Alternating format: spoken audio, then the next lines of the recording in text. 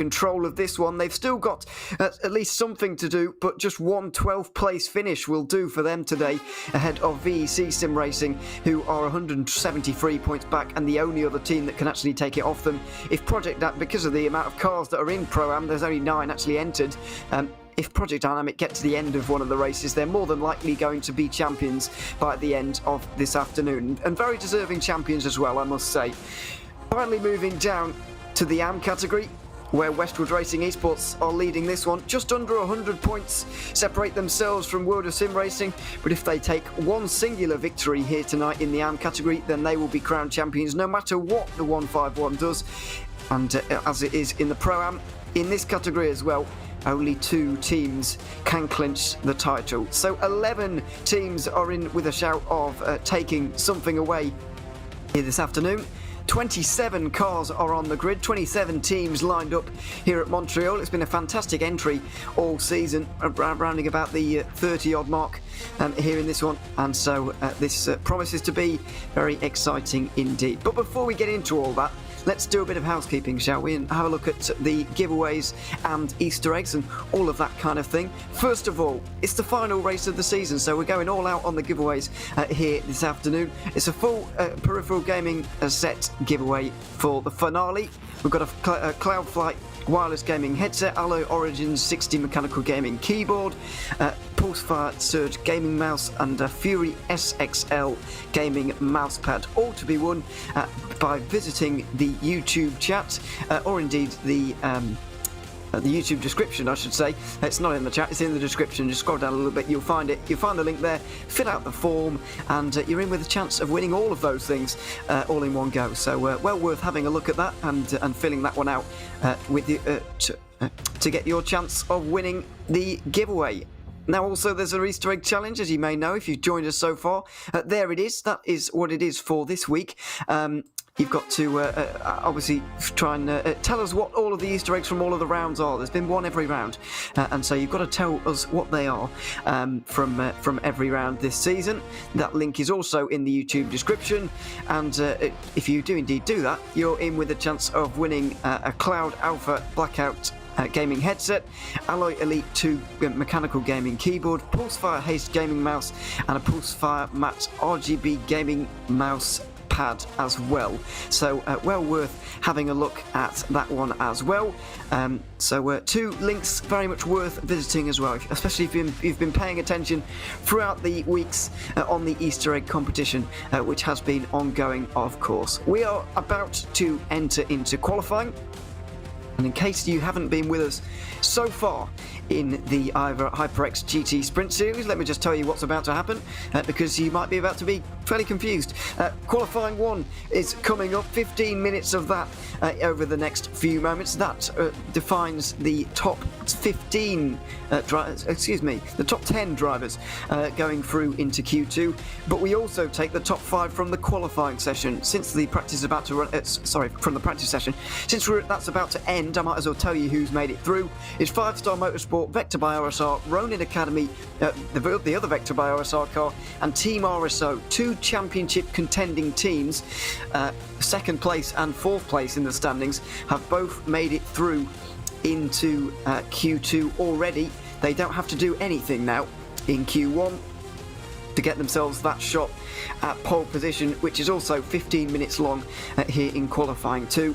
Then we've got a 1-hour race with a mandatory pit stop in. Then we reverse the top 20 and we go again for another 1-hour race. So it's going to be very, very interesting indeed, and yeah, we're looking forward to it. Certainly qualifying just getting underway as we speak. 35 minutes as you can see, but split into 2 15-minute sections and a 5-minute in between as well. As we look at the championship leaders, Tim Matska has been fantastic this season, as has the Maniti Racing team overall here, really taking 2 victories at the Hungaroring, the full 200, and they've never really lost sight and lost grip of this championship ever since then, really. Tim Matska has been one of the standout drivers from a very, very solid team indeed. They've got 46 points over the field. They just need to bring it home here today, and 2 podiums would do that for them, no matter what the results of the other results are. So yeah, be looking out for them for the podiums here for Maniti. obviously Team RSO, their main rival, or their closest rivals I should say, are already qualified into Q2. We go on board with Mats Torg Husfeldt, who's had a decent season as well. He comes into today with his team 85 points, 85 points behind, bit of mental maths there, 85 points behind Maniti Racing. So they do have their work cut out, but you never know, with 2 wins and some things going a little bit wrong for Maniti, you never know what might be able to happen for this team. It's the other Team RSO car that we're really going to be looking out for, to be fair, as Pure Sims actually pull alongside them. Those 2 cars only separated by 4 points in the order, both very much to look out for. Husfeldt was not pleased about getting jumped in the queue there, flashing his lights furiously, and trying to find your space on this track is not easy at all. Going through the final chicane and onto the first qualifying lap of the day, into the first of the chicanes. This circuit, of course, which is basically on its own island, is basically a string of chicanes. This is the first of them. The second part more of a hairpin, and then we go through 3 and 4, another chicane, but a little bit more obvious on this occasion. Have to be committed through here, and there's a little bit of space to run off and through the right-hander, but you want to not run wide through the left, because you will find yourself in the wall quite quickly. A little bit of a kink, and then into another chicane, 6 and 7 this time, where of course we saw a dramatic moment 10 years ago now in the Canadian Grand Prix. That one of, if not the greatest F1 race there's been, certainly in the last 10 years. Bit of a controversial opinion there, but anyway, I'm sure someone will argue with me on that one. Another chicane coming up, 8 and 9. This one, a lot of runoff to the left-hand side as well. Make sure you don't jump across there. You'll find yourself with a slow-down penalty. Let's hope that doesn't happen while these guys are racing each other, especially in the race. And then into the hairpin, one of the best overtaking opportunities on the circuit. We've seen some fairly large incidents in the past as well. And then the long back straight down towards the final chicane, where of course we have the Wall of Champions on the outside, the ever-famous Wall of Champions that was kind of crowned in the late 90s when I think 3 world champions crashed into it in one race. So let's hope that doesn't happen here this afternoon. Big bounce across the curbs here as well for Mats Torg Husfeldt as he completes his first lap of the day. And we'll see where he is and where these times start to stack up against each other. First of all, Pure Sims Esports are leading the way by a very small margin ahead of Project Dynamic, who are doing a fantastic job considering they're a Pro-Am car, as we go on board with Tim Matske getting his first lap time in of the day here behind Olympus Esports. Not the 64 car, because they've just come over the line, but clearly the other one. The 65, I believe, but either way, into the next chicane and out towards the hairpin. So, just over half an hour to go, just over 10 minutes remaining in this qualifying session. As I mentioned a little bit earlier on, my name's Ian O'Leary. I'll be taking you through the action here today, and I believe I can welcome in Jonathan Burke at this stage in the broadcast. If not, then we'll have to wait a couple more moments just to... No, I can still welcome him. Oh, here he is. He's ready and raring to go, I'm sure. Welcome along, Jonathan. It's good to have you here. Excited for GT racing at Montreal, which is something I don't see too often, but it's a championship finale, and I always love a good championship finale, so I'm raring to go this afternoon. I hope you are as well. And double championship finale with 2 rounds, and Montreal is going to be a fitting championship finale. It's tough to pass here. Really, really difficult, I think, to get all these cars grouped up in one area, and I think there's going to be a lot of interesting and exciting developments through these 2 races. And I apologize for my late. I have a technical failure on my own end, so this is a good start to my day. Hopefully no one else has any technical or other failures. Well, yeah, let's hope so. That would not be good. Maniti Racing and Tim Matske, I said earlier on that he's been the class of a very, very solid car. Well, kind of proving himself there. Nearly half a second clear of the field at the moment, and certainly half a second clear of Pure Sims, who they knocked off the top of the standings. This is Sean D. Campbell, another one of the championship contending cars, only 7 points behind second here, so there's a real possibility for them. No time in on the board just yet for Campbell, and there's not going to be a competitive one here either out on the circuit. Bit of weaving on the back straight, but yeah, we speak about this a lot in the Formula One. I know this is a minute and a half in a GT car, but Montreal's still not the longest circuit in the world. Finding a bit of free track space is a little bit tricky, and it has been proving a little bit tricky for a few of these guys so far, it seems. Yeah, you got to find that free track space, and then you got to also find just enough warmth in those tires, which is why they're weaving back and forth, because some of these cars, it takes a while for these tires to get warmed up and get a solid qualifying lap in, or get them in their operating range. So you can see that weaving back and forth, and that was getting a little personal with that wall right there. You got to use all the racetrack too. Yeah, you really do. You can't leave anything out on the road. That's what Ponomarenko is attempting to do at the moment for Impulse Racing. It's been a story of disasters for them, really. They've been strong in terms of pace all season long, but they found themselves 8th and 9th in the championship in Pro, all the way down at this car, actually, that we're looking at right now, 19th in the championship. Just displays what a bad season they've been having by their standards. Anyway, Impulse, a very, very strong team when it comes to GT racing, but really out of character and kind of off form for them, I'm afraid to say, throughout this fall season so far. Let's hope they can pick things up for this particular round and then maybe head into the winter season with a little bit of a stronger run of form. But yeah, it's not looking good for Impulse at the moment. They are second place in this qualifying session with 7.5 minutes to go in it, which is at least a positive start.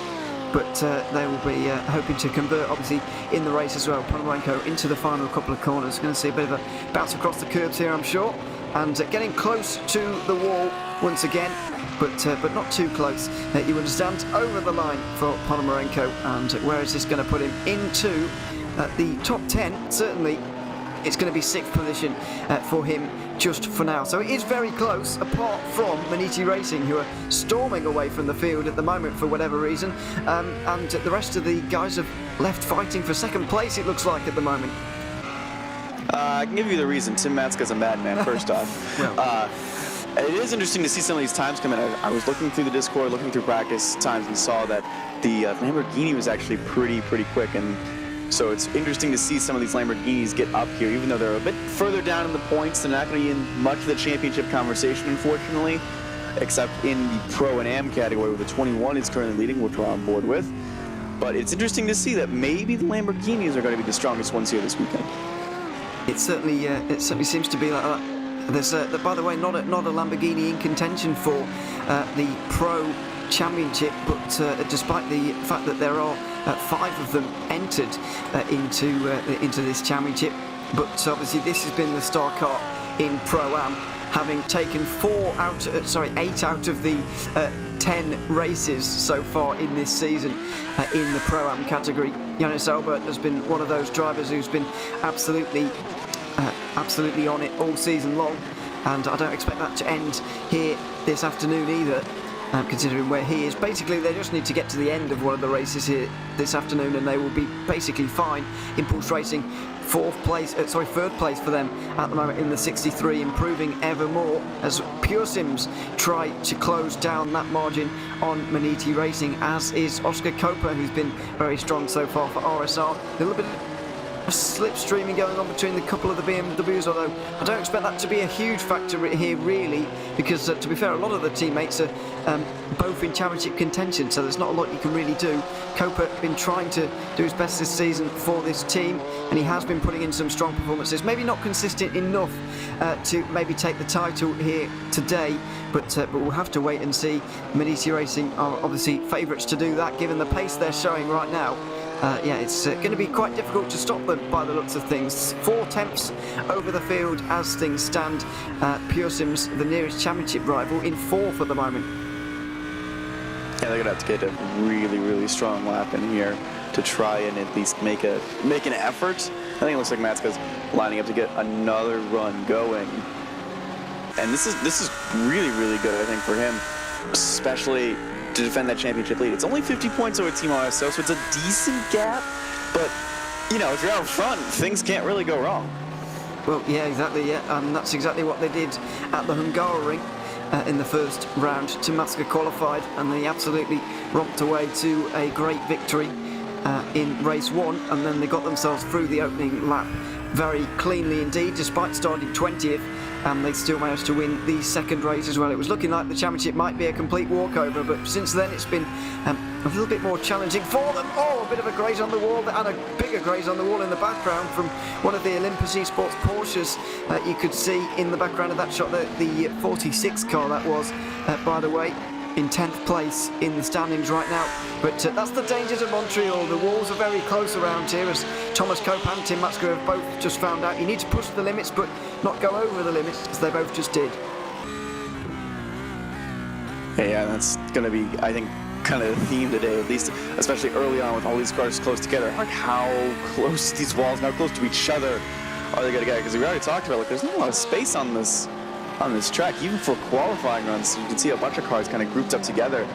Imagine when we put all of them together, rack them up, and send them free.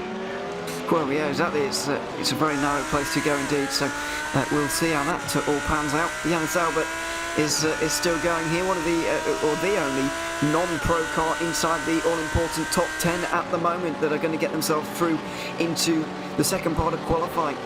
By the looks of things, 5th place for them, and such a fantastic job from them all season long. VC Sim Racing 2nd place in the standings, and they are 14th in qualifying right now, nearly a second down on Project Dynamic. That just shows you what a strong car it really is here this afternoon. Well, it has been all season, I should say. Ponomarenko out here once again. He was 6th when this lap time was set. He's been pushed down to 7th in the last few moments, but looking to join his Impulse Racing teammates in that very strong Lamborghini that we've already noted is going to be a force to be reckoned with here today. So yeah, be looking out for that one. But for now, it's just 2 minutes to qualify, to the end of qualifying. Everyone's just kind of or setting themselves up for a final go at this. You need to be inside the top 10 here in 2 minutes' time if you want to get through to the second part of qualifying. So everybody's setting themselves up right now. We're going to see some fast times over the next few moments, I suspect. Yeah, this is where a lot of guys are burning down their fuel, just kind of lining up their tires and going for a run. Look at that, 256 goes up to 4th, so maybe he can challenge his teammate and get all the way up to that front row. That time by Maniti and by Tim Matska is just going to be impossible, I think, to beat at this point. Yeah, I think it's proving to be impossible anyway, because let's not forget you carry your times through from the first part into the second part of qualifying, so he will be top of Q2 when it starts as well, which is going to be helpful as Olympus Esports in their Ferrari come in. What about the 96 car weaving around furiously there, which I wouldn't say is the best start to a lap or best end to a lap either. That's a frustration weave. Yeah, frustration weave for Full Send Racing, and you can see why they were knocking on the door of a top 10 there, but it looks like they're not quite going to make it. You can be sure might have been a mistake in that final chicane. It's so easy to make just a little mistake here, and it's really, really difficult, especially in these braking zones. There's so many long braking zones, and in some of these cars, it's just kind of hard to turn, and kind of hard to get slowed up properly for them. So even just a minor error, like going a bit wide right there, that could cost you a 10th. Well, yes, and that could be the difference between the top 10 or not, as VC Sim Racing try and join their Pro-Am Championship rivals inside the top 10, but not able to. They will be able to complete this lap, I believe. I know there's only 30 seconds remaining in this part of qualifying, as RSL by G Performance 3 tenths away from Tim Matsker at the moment, so they're getting closer, but then again, these guys are improving, whereas Matsker's not actually improving with the track at the moment. So it may well not be like that in 20 minutes' time. Let's wait and see. But Nuno Costa is out here at the moment for V Racers in the AM category, the 17 car. But basically because nobody on the fringes of the top 10 is really going for this at the moment. Olympus Esports and Westwood Racing Esports in 11th and 12th are both in the pit lane, and I don't believe Full Send Racing or VC Sim Racing are really improving at this stage. So the top 10 are looking pretty settled right now, which I'm kind of surprised about looking at the gaps. It is very, very close indeed. Olympus Esports have only missed out by 2 tenths of a second to their teammates here, so I'm surprised nobody's really going for this towards the end, but clearly everybody's just been getting the absolute maximum out of their car. I think maybe overheating of the tires, like those tires are a little bit too old. Maybe the handling's kind of gone away. Maybe there's too much rubber down on the track. I mean, there's a few factors, especially with so many cars out here. The track has probably changed from when they set up these qualifying runs. And when you test these qualifying runs, normally you're probably just in a test session by yourself.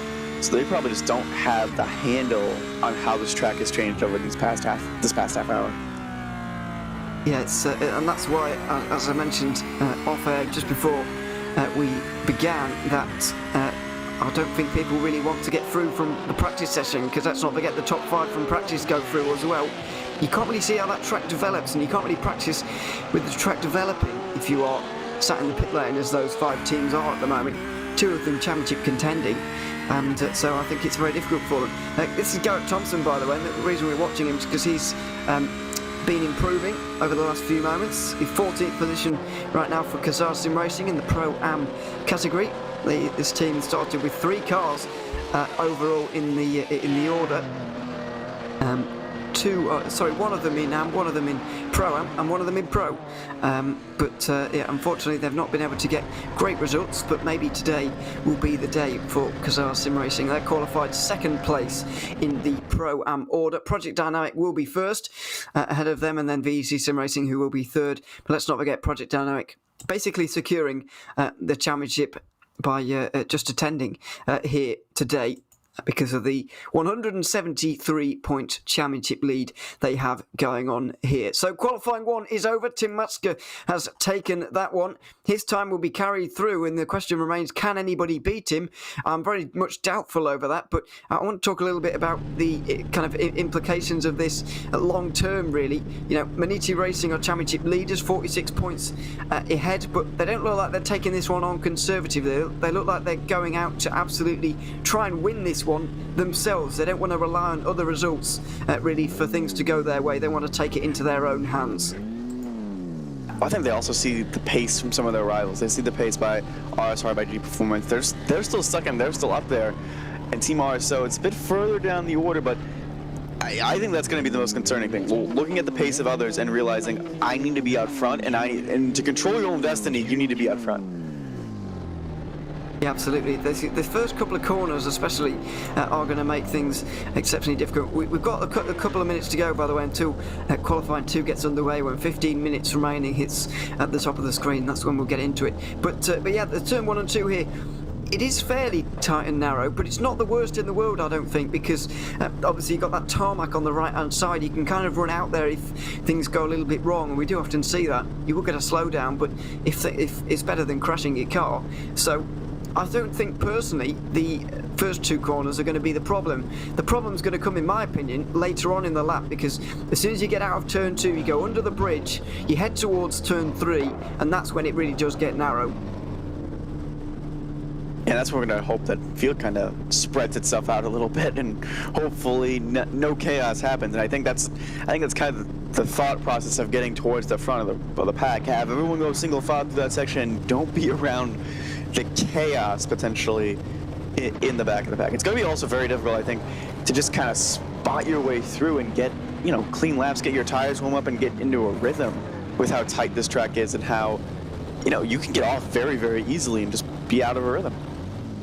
Yeah, absolutely. So guys are getting themselves lined up. There's a bit of a traffic jam going on at the moment at the back of the end of pit lane. People are quite eager to get out of here, and I'm not entirely sure why. They've got a quarter of an hour to get on with this, but clearly they all want to be leaving the pit lane first for that little bit of free track space. So nearly all 15 cars are raring to go here, but there we go. No big championship contenders, by the way, have missed out on the top 10 here. Maniti Racing have made it in, so RSR by G Performance. Pure Sims made it in. RSR by Primus in the 68 made it, and so did RSO by 5 Star. They're the 5 teams who didn't get through from practice, and they all made it through.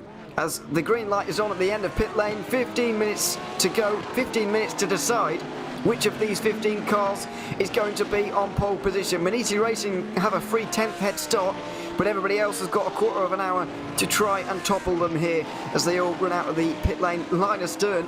A surprising battle for the end of pit lane there, I have to say, because as I said, 15 minutes to get on with this. I was a little bit surprised to see them all scrapping for that first position, but there we are. Everybody wants the free track space, quite clearly.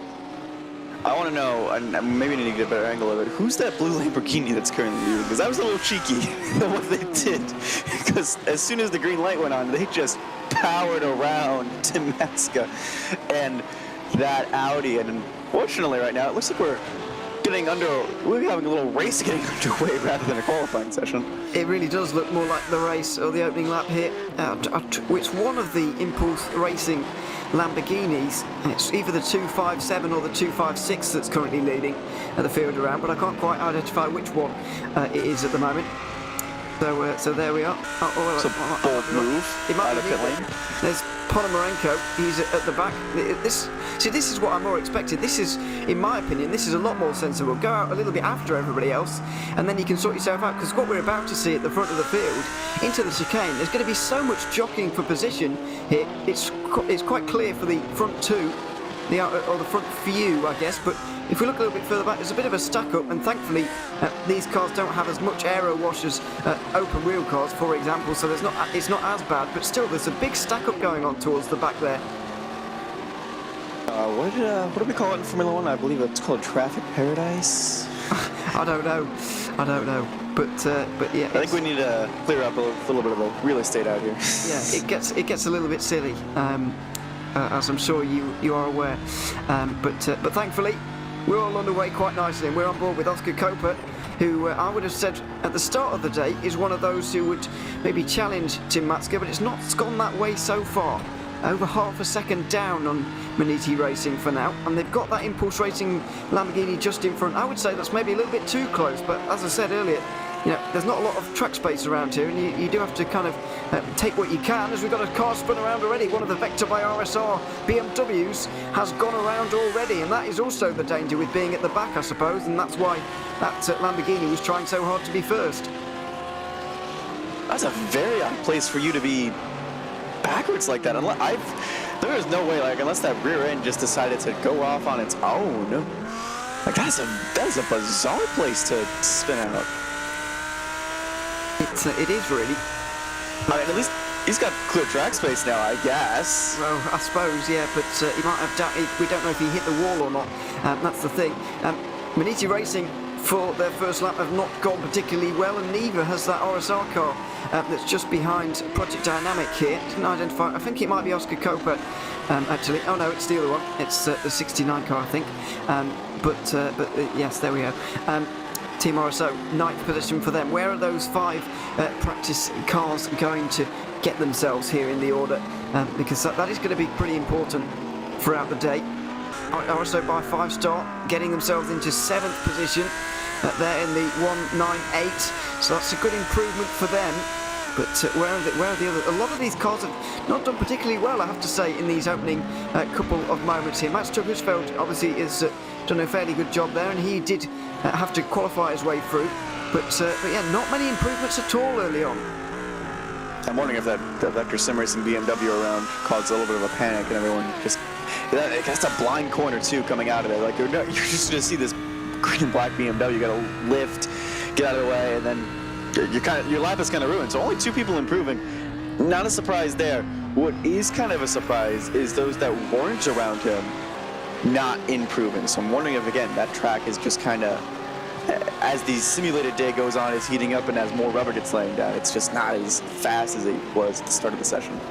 Well, let's hope that's not the case, because otherwise it's going to be a 10 minutes of misery for everybody, I'm afraid. But we'll wait and see as we're on board with Husfeld here once again. Big opportunity for him today. Needs to really get himself up towards the front, though, if he wants to grab anything from this championship. Let's find out if he can do it. Into the final chicane we go on board with the Audi. A number of cars in pit lane, including the leading 2. Actually, 4 of the top 6 are in, 5 of the top 6 are in, so not many left out there. But Husfeld making use of the free track space to maybe try and improve here, but can't. Oh no, he can. 3rd position. Good job there from the 198 Team RSO by 5-star driver, improving again. And we've only seen that, so it gives us a grand total of 3 improvements there, and 2 of them were for the same car. So a very bizarre opening to this qualifying session, I have to say. Normally we get times absolutely flying in early on, but that has not been the case in this session at all. Very, very bizarre, I have to say. Not seen anything like this really this season. I think that's why a lot of people came down pit lane is because they're just like, look, a lot of times they're just not improving, or the pace is just not improving. And obviously these guys have hours and hours in these cars in these sessions. There's 3 free practice sessions. You can have independent test sessions for your teams too. So I think they would know, like, look, if the time's not improving, it's not going to get any faster. So good setup here by Team RSO. And they're 3/10 down on Maniti. Maybe they can steal the pole position. They definitely can steal second and steal a front row spot. Yeah, there's not much in that one at all. A few hundredths separating the two. I fear for Project Dynamic there. I fear they might have run out of fuel, actually. Not Project Dynamic, excuse me. We're on board with them, but whichever car they just blew past. I feel like the 79 it is of Roman Academy. That is a car that got through via practice. I think they're just coasting back to the pit lane rather than actually having run out of fuel. This looks like a meaningful lap here. Oscar Copa was pushing it through 8 and 9 there and through the meaningless turn 10. We'll try telling that to Robert Kubica, I suppose. But anyway, the hairpin, turn 11, into and out of for Oscar Copa, winner of one of the races at Barbara, and second place in another. He drove fantastically on that day in a great battle with Pure Sims Esports. But where have Pure Sims Esports? Oh no, sorry, they're 7th place. I thought they'd disconnected there, but I've refound them as Copa gets himself set up. Bouncing across those curbs quite heavily. And you do kind of need to do that to gain lap time around here, but obviously bouncing across them probably that much is not a good idea. That was a bit of a debate as well in kind of team chats and over practice, was how aggressive can you be on these curbs? And it seems like the consensus is the BMW can be a bit more harsh on the curbs without damaging the car and sacrificing too much lap time, but it's not really resulting in too much forward pace. I think it's in a race situation. I think the BMW is going to be good overtaking and finding a bit more space on track side by side, but in terms of pure pace, like, bouncing on these curbs is just not going to help. Yeah, and especially for the Lamborghinis as well. I saw some Lamborghini drivers complaining about how terrible it is over the curbs and how detrimental that is going to be to their day, basically. As we have a look at Sean Campbell having a go here for second place. Can they get anywhere near Tim Matska and Maniti Racing is the big question here today, and the answer so far has been a resounding no, I'm afraid to say. But you never know, there's an opportunity here, of course, on a flying lap right now for Campbell into the final chicane, and once again bouncing across those curbs, very nicely controlled from the BMW M4 as well, up towards the line, keeping it slightly to the right hand side to shorten the distance, and it is a slight improvement. They're edging closer to, well, it would have been if it wasn't, if there was, and there must have been an off track or something somewhere along the line, but they're edging closer to Tim Matska, but nobody is able to make the inroads that they need to here. It's an outrageous gap. 0.3 of a second is a really big gap. The next 0.3 gets you down to 10th, just to show you how great that lap is from Tim Matska. And just, I think he's just a madman on a mission in that number 8 machine. It was just way too quick to really be caught. Unfortunately, yeah, the 69 improved in its lap, but it got an off track somewhere. That's also the thing about going off the curbs, especially in qualifying, is that I've been in that last chicane in qualifying. I think he might have gotten an off track from trying to two-wheel it through the chicane, because that was an aggressive hit too. It was a fairly big hit. Both Vector by RSR cars qualified into this session through practice, by the way, and they're not doing particularly great at the moment. Struggling to get to grips with this one. 12th and 17th as things stand. So it's not been very good. Ronin Academy is struggling to get themselves in the top 15 as well. RSO have managed to do it, and Vector by RSR, one of the cars at least, is in the top 15. But other than that, they're struggling out here at the moment. What about this lap here for the 171? Is this going to be any stronger with just less than 5 minutes to go? 5-Star Motorsport, 4th place for them. Very, very good job indeed. What about Vector by RSR? Not really improving into the top 15, so finally the number 5 car getting its act together. 4th place in the championship for them, trying to recover from a very, very poor Brands Hatch round, which has put them 79 points behind the championship lead. This is Ronin Academy, one of the teams that, well, they're currently lining up last, so they're going to need to at least get a lap time on the board here. That would be helpful for them, for the Lamborghini, into the final chicane and over the line here in a moment. Is it going to be anything worth shouting about? Yes, it is. It looks like they are going to get into 12th position, but yeah, still not quite what they would like, I suspect, but at least they are on the board, and these teams starting to get to grips with it, with a couple of improvements coming in now. For a team towards the bottom of the standings, I feel like top half of the field for the 79 machine is nothing to be upset about. Like, that was a good solid attempt there from that Lamborghini, and now we're on board with the Vector sim racing car, which you mentioned already, just struggling, I think, for pace. Looks like this lap has already been abandoned. This is a warm-up lap, letting the Audi go by. Gosh, maybe it's just not meant to be. We already saw one of them sideways. And here's the number 5 Porsche, which I think is the highest rated Porsche currently running. I'm double checking my numbers. Yeah, that is the highest Porsche currently in the timing sheets. Yeah, absolutely right. It's got 4 different manufacturers in the top 5 at the moment, interestingly, so we are doing quite well, as Adam Isaacson is really outperforming that Porsche, you might say, given the next one's in 13th, but there aren't many of them anyway, so I suppose we can't really say that, can we? Pure Sims Esports, here they are in the BMW, trying to improve in this session, but they haven't been able to whatsoever just yet, and they've only got 3 minutes to do so here as well, so very difficult to see many of these positions changing here. The field's a bit more spread out, everybody's got a little bit more track space, but even that is not really helping. I thought that might have been the cause of the lack of improvements in the first run, but it's really not changed over the entire session, so it's very, very strange, I have to say. And yeah, as I said earlier, we've not really seen anything like it this season. It's just a very bizarre set of circumstances.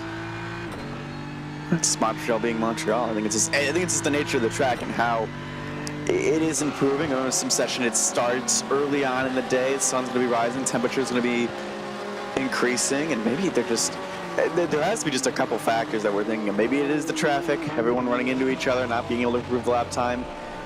Maybe it's these, like, using as much of the course as possible is actually hurting lap time. Maybe it's just the tires are not warmed up. There's a lot of factors, I think, that can contribute to this, because Maniti have not been improving at all. I mean, a lot of these guys towards the top half of the timing sheet have also really not been improving at all. It's only been Team RSO by 5-star and then 5-star Motorsport that I think have been the biggest movers so far. In terms of championship contenders, who are the biggest and losers so far? Well, second place in the championship right now, Team RSO in the 197. They came in today at 46 points adrift. They're unfortunately 11th at the moment. That is going to be very hurtful for Cedric Nebulsek and the team. He got through from practice. Let's not forget, can they improve a little bit here over the curves? Doesn't look comfortable. It really doesn't, the Audi through that final section there. But is it an improvement here for Nebulsek? No improvement at all. And that is the final lap for him. Team RSO outside of the top 10, despite the fact they're second place in the championship. Third place in the standings are RSR by G Performance in the 69 car. They're 53 points adrift coming into today and second. So big opportunity for Sean Campbell off of this start. He really needs to get a good one. Well, he's just been bumped out, I'll say that. Impulse Racing with a late one there. Not in contention, but second place for them. Vladimir Ponomarenko has done a great job there to get himself into second place. Well ahead of his teammates there, I have to say. A good job from the Lamborghini driver. And it's just a little bit of what we were talking about earlier. That pace of that Lamborghini is quick. If it gets off right and it gets in a straight line, it is quick. I'm also curious about the setups. If people are setting up for top speed, if people are setting up more for these sharp corners, it's like Montreal's a tricky track as we get towards the end of this session, but the master of it so far is Tim Matska. He absolutely is. He's done a lap so good that he's not even been able to beat it himself by the looks of things. He set that one earlier, and it's never been beaten by anybody for Maniti Racing. So he's going to take the top spot in qualifying, and he's going to lead the field down towards turn number 1 alongside Impulse Racing, and then behind that RSR, and also we're going to let's find out. Let's run through properly, shall we? Instead of just trying to do it from memory, we'll go through it the orthodox way and have a look at the starting grid in a few moments' time when we get it. But we'll try and get it in the next few moments' time. But yeah, there we are. It's going to be very important A very important race in the course of this championship indeed. So 27 cars getting ready to go racing here at Montreal. Tim Matske is going to be leading them for Maniti Racing alongside Impulse Racing. RSR by G Performance and Team RSO by 5-Star are going to be on the next row together ahead of the 5-Star Motorsport car and another Impulse Racing car in the top 6. Then we have the final Impulse car in 7th ahead of Pure Sims, then Project Dynamic, the first Pro-Am car, in 9th ahead of RSR by G Performance. That's RSO and Ronin Academy on row 6 of the grid. Olympus Esports and Vector by RSR are on the next row, and then it's Olympus Esports in the Ferrari of their the Ferrari iteration. Then it is the AM leader of Westwood Racing Esports ahead of Full Send Racing, Kazar Sim Racing. Leo are next ahead of Vector by RSR, who got through into Q2 from practice, but had a terrible Q2, and so they're 19th ahead of VEC Sim Racing. Rusty Spatulas are just outside the top 20 ahead of the 111 Mac Performance Junior team. Next, World of Sim Racing, BSTV Esports, VEC Sim Racing, V Races and World of Sim Racing team again in the 27th position. They're the only team that can take the AM Championship off Westwood Racing Esports. They really needed a better qualifying than P27 on the grid. Oh, well, there we are. We're off already on the formation lap, and there's an Impulse car. I think there's an Impulse car. Pulled off to the side of the grid. The 63 car has pulled off to the side of the grid. It's not a formation lap, more of a formation straight for these guys to get themselves ready for the penultimate round of the HyperX GT Sprint Series here by IVRA. They're going to have to start at the back of the field, it seems. Through the final couple of corners for the formation lap we go, and Tim Matske is in control of the field here for Maniti Racing. 2 races to decide the championship, and it is all up in the air between 7 of these GT3 cars. Tim Matske gets us underway. The green flag is waving here at Montreal, and it's a great start for championship leaders Maniti Racing into turn number 1. Impulse Racing take 2nd position ahead of, and they immediately spear off to the side of the road. RSO clinch 2nd position ahead of Sean Campbell in the RSR car, who's been bumped down to 3rd. Then we've got side-by-side Impulse Racing teammates into 3 and 4. It all narrows up through here. Let's hope they all get through nicely as 5-Star Motorsport try and infiltrate the top 5 at the moment, trying on the outside line into 5 and 6 maybe, but it's not going to work out. Pure Sims watching on from behind. It's a good start from everybody in the end, and a good start from Tim Matske in the Maniti car as well. Look at his lead already. It's quite nearly a second already. He got off to a great start, but I think Team Impulse, they wish they could have that start back, because that Lamborghini was struggling early on. And I believe the 21, I think there's someone falling through the order. They just hit the wall outside of turn 8. So there's going to be another damaged car limping its way home. But yeah, Matt's got just a beautiful start, and now, well, they're going to have to do what they did in qualifying. Got to chase down Maniti. They have indeed, or at least tried to. It's the top 3 get away from the rest. Maniti, RSO and RSR all in one camera shot there. 1st, 3rd and 6th in the championship getting away from the field. 2 Impulse Racing cars are following on from behind, and then side by side a little bit in the background with the 197 and the 68. 2 championship contending cars going side by side very nearly, but nothing really happening between the 2. Up for 8th and 9th in the order right now is RSO on the outside line once again, trying to make this one work. Inside line for the next corner for Cedric Nibusek, trying to get down the inside of Oscar Koper. 2 fantastic drivers side by side out of turn number 2 and into the 2nd chicane of this course, and through goes RSO. They had a poor qualifying, but I knew there was something up their sleeve. A good start from them already. 3 places have been gained in the opening laps. And that was good, respectful side-by-side racing to a tough and narrow, Senna S section, and then into 3 and 4. So really good pass by RSO. The problem, however, is that they're already a 2.5 seconds, it looks like, down on the 116. So in order to gain more places, they got some work to do. And right now, it looks like the biggest battle is going to be here for 2nd. It's the RSR by G Performance car is getting a huge slipstream on the 198. Can you make a dive? Oh, he's made a half-hearted lunge there, Sean Campbell, and eventually was given the room, maybe just siding with the championship. Oh, and the flashing of the lights as well. That says all you need to know about what Mats Husfeldt thinks about that move. And there's a bump as well from the Audi towards the back of the BMW, towards the back straight. Is he going to go for the inside line? A bit of a dive into the final chicane. It doesn't look like he is, but Husfeldt, there's no doubt about the fact he was not impressed with that.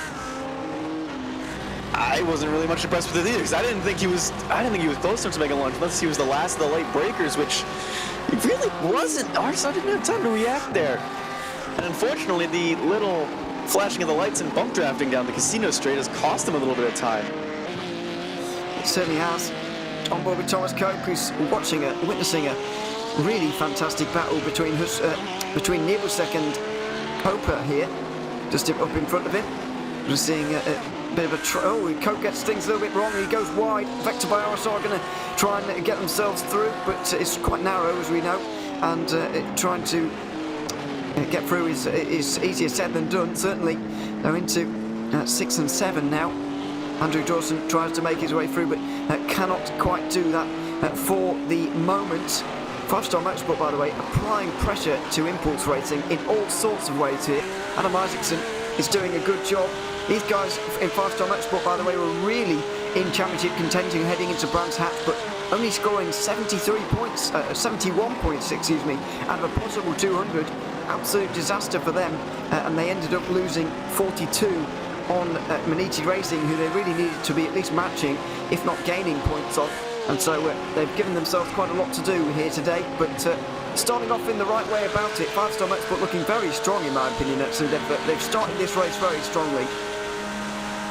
Yeah, the Porsche, it's good in a race condition on some of these slower corners. I think that's where it's making up a lot of time, is in these slower, long corners. You know, turn 10, going all the way to the final chicane, going into the Senna S's. This is a car that is capable of getting towards the front in the right setup and with the right driver. Isaacson, I think, just biding his time a little bit, waiting for a slip up from Impulse or to get closer, one of the two. Absolutely, it's or both, quite possibly, as we go into the second chicane again. Team RSO by 5-Star, by the way, in the 198, qualified well with Mats Husfeldt, but doesn't seem to quite have the pace of the top two. Munich Racing and RSR by T Performance are running away at the front of the field as things stand. About a second and a half over the battles we can see on our screens right now, just over 5 minutes into this one. In this particular situation, with Munich Racing doing so well and the championship situation the way it is, Sean Campbell really needs to win this race. It would only gain him 10 points anyway from his 53-point disadvantage, but he cannot afford to lose 10 points to Munich Racing in this one with only a race to go.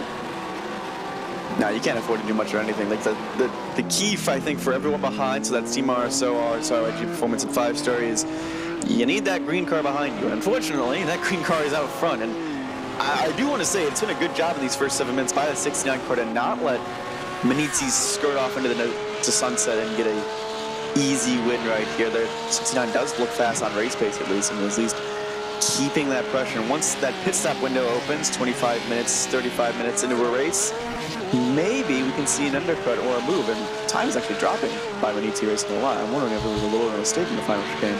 There must have been, because the two leaders are right together, and we're right together for third place as well. It's hard to know where to look as we look going back from Tim Matska, going wide through turn 2 as well. The pressure starting to mount on the number 8 team. We are on board with Impulse Racing as well, who are mounting the pressure onto Mats Husfeldt, who, as I said earlier, qualified well, but early signs are that this car is not racing as well. Oh my life, they're so close to the wall there, coming out of turn 4. But that is the way you have to do Montreal. We have a fantastic race set up here. The top 7 maybe you could say, really, really close on pace. Qualifying suggested that Munich were going to absolutely run away with this, but it's not becoming the case early on. No, I think they need a bit more time. They need Matska to get into a rhythm. I think that's why they need that car out front. It's good in clean air, and it's good without traffic, provided there's no mistakes. And unfortunately, that one little mistake at that final chicane could cost them. RSR is in a slipstream going down the casino straight. Are they going to make a lunge that is going to make us hold our breath? They're a little bit far back for it, but they're thinking about it. They certainly are. And you saw the way that Sean Campbell tried to get through on Husfeldt. a little bit earlier on. It was not decisive by any stretch of the imagination, and in the end the RSO driver had to steer out of it really to make sure there wasn't an accident. A big slipstream, as you can imagine, going down towards the chicane, and over the curves they go again. A little bit wide from the Audi. Is there a possible chance for the Impulse Racing car here to get through? Doesn't look like it really, although a bit of a defence, and down the inside for Impulse Racing. Getting there's contact, big contact between the two, and RSO sent across the corner by the looks of things. 5-Star Motorsport managed to pick their way through, and they're going to be third. A lot of time has been lost there, but definite contact made between the two. Let's have a look at the replay. Yeah, you're going to watch right here. The 5-Star machine's going to get the RSO or 5-Star machine, excuse me, it's going to get very defensive. They're going to go all the way down to the inside wall. And I think Impulse Racing, last of the late breakers, lunge. I think the team RSO at 5-Star just didn't think he was there, or just did not give enough space. But that's terrible for Impulse Racing, because now they are way down in the order. Yeah, 9th place. Oh dear. I don't know. Yeah, difficult one to call that really. In my opinion, it's either way, definitely down to 9th position for Impulse, and the RSR car did briefly drop down to try and give the position back. I think they have done, have they? I can't quite find them in the order anymore. Oh, they're 8th position at the moment, just in front of Impulse Racing, as far as I'm aware. Anyway, have they given that back? Master Husfeld is just in front of Impulse. So I think he's putting himself back to where he was before instead of giving that back, because technically the Impulse Racing car didn't actually get through, but they did make contact after all. And yeah, that's I guess a gentlemanly racing from Husfeld, but I don't think he necessarily had to do that at all. I don't think he did a lot wrong there really. But either way, he's put himself back to where he was before. He's given a lot of other teams points, I have to say, but that won't matter to him too much. They're only 6th, I suppose. But either way, it's made this midfield fight even closer. Actually, there's a lot of cars involved here. I'm wondering if it was an unsafe rejoin, and they're trying to be nice with race control. It's possible, but then again, sometimes even if you are nice to race control, they give you a penalty anyway. So especially in a situation like a sprint race like this, I would carry on personally and suffer the consequences a little bit later on. But either way, he's done it now, so can't really dwell on it too much further. But as I said, it has closed this up. This is all the battle for 7th position, back from Oscar Koper and also Cedric Nebelsek, who, excuse me, not Cedric Nebelsek, he's managed to get himself through, but Husfeld now, who's trying to make his way through, follow his oh dear, it's a big stack up here now, everybody into the back of everybody else, and Impulse Racing have gone wide. Thomas Cope has managed to get through there, and Vector by RSO might fancy their chances here as well. This is the danger of such a big train. A big stack up like that can very easily happen, and it has just happened into the hairpin. I think it's going to happen worse than the final chicane here, because there may be a few guys thinking of a lunge, and they're all well-behaved and smiles and rainbows for now. That RSO car, I'm wondering if that RSO car is just damaged and it's just handling not as well either, because that could be a reason why it's fallen so far down the order. It would be surprising if the contact actually did inflict any serious damage to that car, but it's not the strangest thing I've ever seen. So you never know, I suppose. But under a bit of pressure from Thomas Cope, who's now well inside the top 10, despite the fact he didn't make it through into Q2. He's into the top 10 now, fighting with that Porsche a little bit on the exit of turn 4. He just looked like he's steering to the right a little bit to me. I don't know if I'm just looking at things a little bit. This is slightly point to the right anyway, because we are going through a gentle right-hand curve. I think he's all fine. I'm wondering if that's why. But either way, maybe he set up the camber for that back straightaway. Well, I find it unlikely, but you never know, I suppose. But yeah, there we are. We'll see. I think he's all fine. That Porsche did look quite feisty actually, though. We only spent a short time on board with it, but it looked like a bit of a handful. That's a handful right now. It's going to be this battle right here. Yes, it is right now. 3 cars and RSO all involved here. They've done a good job to pick their way through here. Cedric Nebelsek trying to get into the top 4 now, quite possibly. This is exactly what you need if you're in contention and trying to get points here. And starting outside the top 10, not ideal, but already within 15 minutes, he's knocking on the door of the top 5. And that impulse machine is ahead, and the Porsche is struggling, I think, in some of these big braking zones, and it's getting a little bit wider than it wants to be. So this is unfortunately holding up Team RSO, but it's to their advantage, because that 116 by Gannon Grannon is just getting very, very close to them, and they can pick off, you can get a 2-for-1 special somewhere. Yes, well, that would be ideal, of course. Let's see. Impulse Racing, as I mentioned, have qualified well, but falling back now. This is Ponomarenko who's defending from these two, by the way. Struggling on the exit of turn 7. My goodness, that was close again to the outside wall. And they're continuing to lose time to the top 3. 3 seconds is the gap now, and you can see the defence starting to come out here. Pure Sims getting impatient and wanting to get through, and you can certainly understand why. Here we go into the hairpin. One of the best overtaking opportunities on the circuit, and Pure Sims are not going to let another lap pass without having a go. Outside line, late braking, but it's too late, far too late, and Ponomarenko is going to be able to hold on. Nibelset gets through, and he might be able to get that 2-for-1 after all. He's gone on the inside of Pure Sims, pushed out eventually. The 3 of them so close together, we could well see 3 wide on the back straight here towards the final chicane. Ponomarenko hard right to try and defend. Nibelset decides against the 3 wide because that would be suicidal, seeking of which side by side through the chicane, and Nibelset might well get them both side by side, 3 wide, outside line through the first kink and into turn 1. Impulse and Ponomarenko might just hold on after all of this. Pure Sims late braking on the outside line might well get them both again. Inside line for turn 2. Nibelset still doesn't have anywhere to go, and now the rest of them are onto them. Here comes Oscar Koper trying to get involved.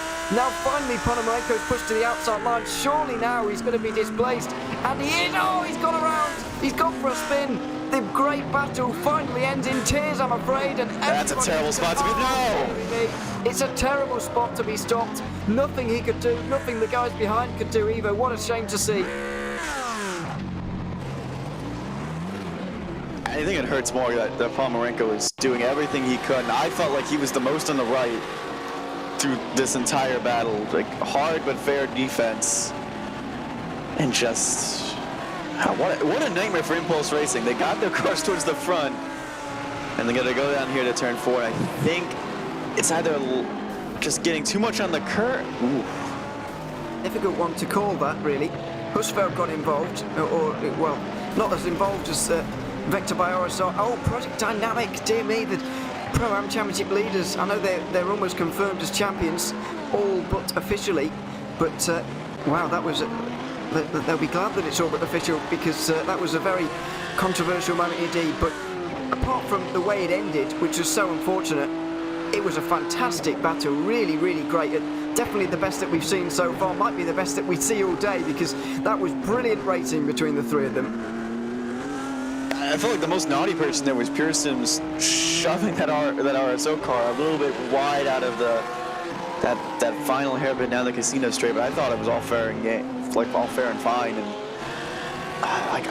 I just feel for Impulse Racing, because now they have a damaged car and a car that got shoved off into turn 1. They're still in the top 10, but you know, like, they're a team that has 1 car towards the bottom of the standings, 1 car that's already out of championship contention. They just need a good day, and it's just not starting out very well. No, absolutely not. Cedric Nibelset was able to get through that all, by the way, and he'll be glad about that, because he's 4th place now. If it were to end like this, he would still be losing 27 points to his main championship rivals, though, so really not looking fantastic for this car. Oh, and it's wide again. Pure Sims massively on a charge here, trying to get through, but not able to. RSR by Primus, and Oscar Koper now maybe a chance, because Pure Sims had to slow up. There was an Audi in the way, and now Koper's on the outside line, but blocked by the Audi, not able to brake as late as he wanted to there, and so he has to stay behind for now. These 3 very similar on pace, and look like there's really not much to separate them. And those front 2 have had a little bit of contact with each other too. The Oscar Koper's got a clean race car to go shove down the inside of one of these corners to try and make up some time. And also, the Pure Sims car is seeing a bit more red on that RSO car than he would like to see. Thomas Cope is side by side in the background towards the final chicane. He looks like he lost out, unfortunately, in that particular battle. But yeah, there's plenty of them going around at the moment, and there is one for the lead as well. Just 0.2 of a second between Tim Matske and Sean Campbell, with 42 minutes remaining. And look in the rearview camera as well, because Adam Isaacson is getting himself involved here. Audi, BMW, Porsche, 3 championship contenders. Only one race win, of course. And a big, big battle about to develop between the 3, surely. I'm wondering if Matske's just biding his time, like waiting till pit stops start, or if this is just the race pace of the Maniti, and it may just not be good in the race situation, or if, you know, Sean Campbell's just driving like a madman. Yeah, it is hard to understand quite what's at play here, because you're absolutely right. Maniti and Tim Matske could well be taking their foot off the gas at the moment. John Campbell could be on an absolute mission. Both of those things could be true, I suppose, as well. So it's very, very tricky, and we'll only really get some more answers when the pit stops arrive. Look how close he is, though. Sean Campbell has got to be thinking about this now for the race win at Montreal. Into turn number 1, is there an opportunity? He's looking to the inside line, trying for this one. It's half-hearted again. Oh, he wasn't quite able to do it there. Matske had to defend. He runs a little bit wide, and Sean Campbell's going to have to regather himself and try again, but he needs to be more decisive in his moves here. He wasn't particularly decisive getting past Husfeld for second, and he got away with it that time, but I don't feel like Tim Matske is going to give up quite as easily. No, he's a sterling defender. You're going to find very, very few people, especially on Maniti or even in this paddock, that is going to be as aggressive and clean as a defender as Tim Matske in that Maniti machine. I think the 5-star motorsport car has a date with the Wall of Champions or something, because he just dropped 3 seconds in that final sector. He certainly had something and it's gone. It could be a slowdown penalty, though. Let's wait and see. It was a slowdown, I think. Or was it? Yes, it was. He's braking on the straight. There's no way that's not a slowdown. So yeah, he's had to slow down quite a lot. If you think about how much time he gained actually by doing that, and how much time he actually lost by doing the slowdown, then it's a little bit unfair. But I suppose he's supposed to keep on the circuit at the end of the day, aren't you? So 4 seconds behind now is the gap to RSR. So it's down to these two now. It's a 2-car battle here once again. But with the pit stop so close, I'm not so sure Campbell's going to go all out trying to get through here at all. Into the final chicane, just keep things nice and within the white lines. He's not as close as he was last time, so I don't think he's going to go for it. And indeed he won't from this distance, you won't imagine.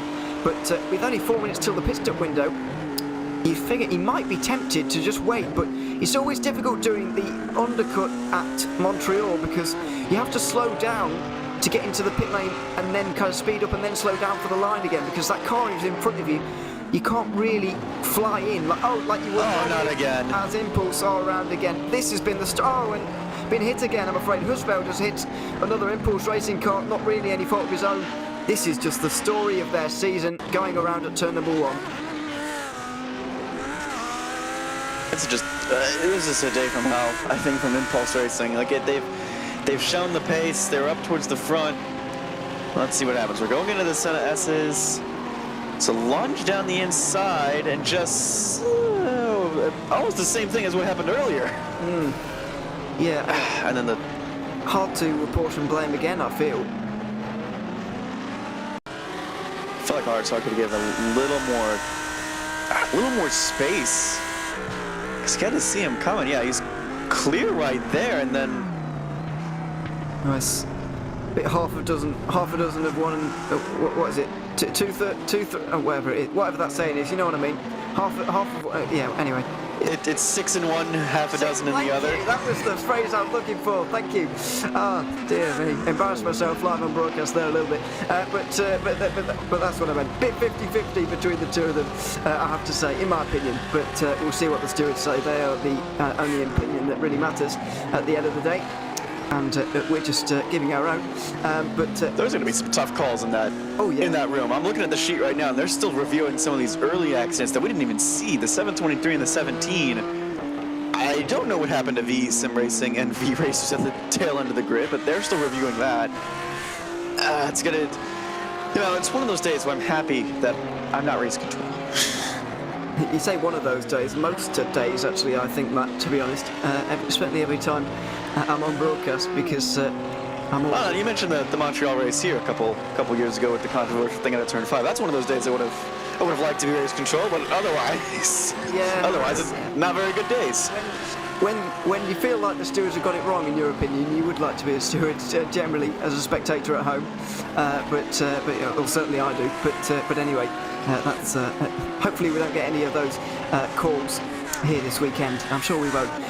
Full Send Racing under a bit of pressure at the moment from recovering Impulse car down the inside. Oh no, not down the inside. Thought there was going to be a bit of a move there, but not on this occasion. All of the chaos, by the way, we've seen a little bit of a few incidents over the last few laps and so on. Project Dynamic knocking on the door of a top 10, the Pro-Am leaders, and the Am leaders now as well, looking at a possible top 10 with Westwood Racing Esports. A win would secure their championship no matter what happens to VC Sim Racing, and as you've already mentioned, they've not had the best day, VC Sim Racing, in that 7-2-3, so it's looking ever more likely that this car is going to be a champion in the next 35 minutes as well. And just staying out of trouble, I think, is the key for right now for that 87. I think key for a lot of these guys in this area, because Ronin Academy, that 79, again, they haven't had that big of a season. They haven't even been in all the races. That 79 machine, and it's doing quite well in the top 10. That 21 Project Dynamic car doing quite well. The Olympic Esports machine that did not get destroyed going into turn 4 is also doing quite well. So there's a couple good stories here, kind of in the midfield, near the top 10, but that pit stop window's about to open in 24 seconds time. So now we're going to see what's the strategy. Yeah, they can... Heavens above. Yeah. So can we have a camera on that wall just to see how close they're getting?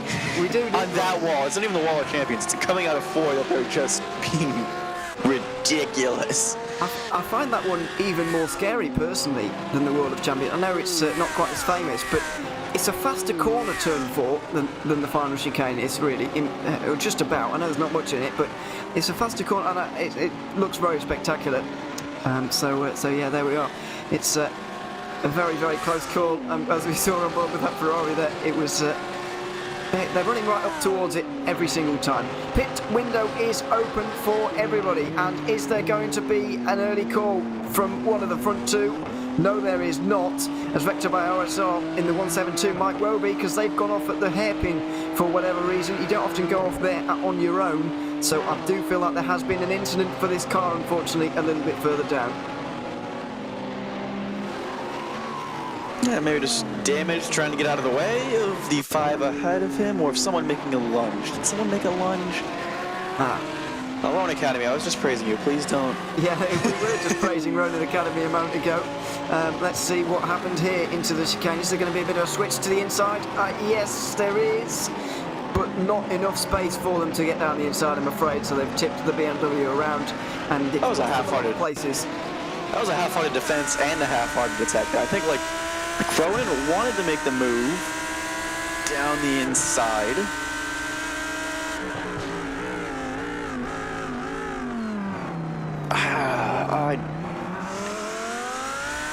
I don't know. It's their fault, in my opinion. That probably is their fault, really. Yeah, they should have backed out of it. Yeah, I mean, it's all fine going for the faking one way and then going down the inside of the other, but you do have to be a little bit more decisive than that, get a little bit further up the inside than that as well. So I do think that Vector by RSR were innocent in that one, but let's wait and see once again. Race control obviously with a lot to do, as you can imagine. 33 minutes to go, and another opportunity for these guys to come into the pit lane if they so wish, but Sean Campbell doesn't want to for the moment, and this is a difficult situation for him because, as I mentioned earlier, he can't fly into the pit lane like Manichi will be able to when they come in. He will have to brake to not hit the Audi in front first and then brake for the pit lane, which is going to cost him a little bit of time. So, as I mentioned earlier, the undercut is going to be difficult to pull off for this car. Maybe he can do a pit lane fake out too. The advantage is, though, however, he can show his hand later on. Obviously in the lap, he's going to lose time by not being able to just send it down pit lane, but he can try and trick Maniti and maybe catch them off guard. I don't know. Like, the pace is so similar between these two out front. They're almost identical lap times. 135.4 is the past couple laps. The only one that's been faster has been that 5-star machine as it gets sideways out of that corner. So I don't know what the strategy is here for Sean Campbell and RSR. I'm like, if you pit early, can you get those 2 or 3 tenths in one lap? Like, I really don't know what to do in this situation. If you're Maniti and pit early, then you force RSR to come down. I don't want to be a strategist either. I think I don't want to be race control. I don't want to be a strategist. And driving around here, I've driven this course in an Xfinity car.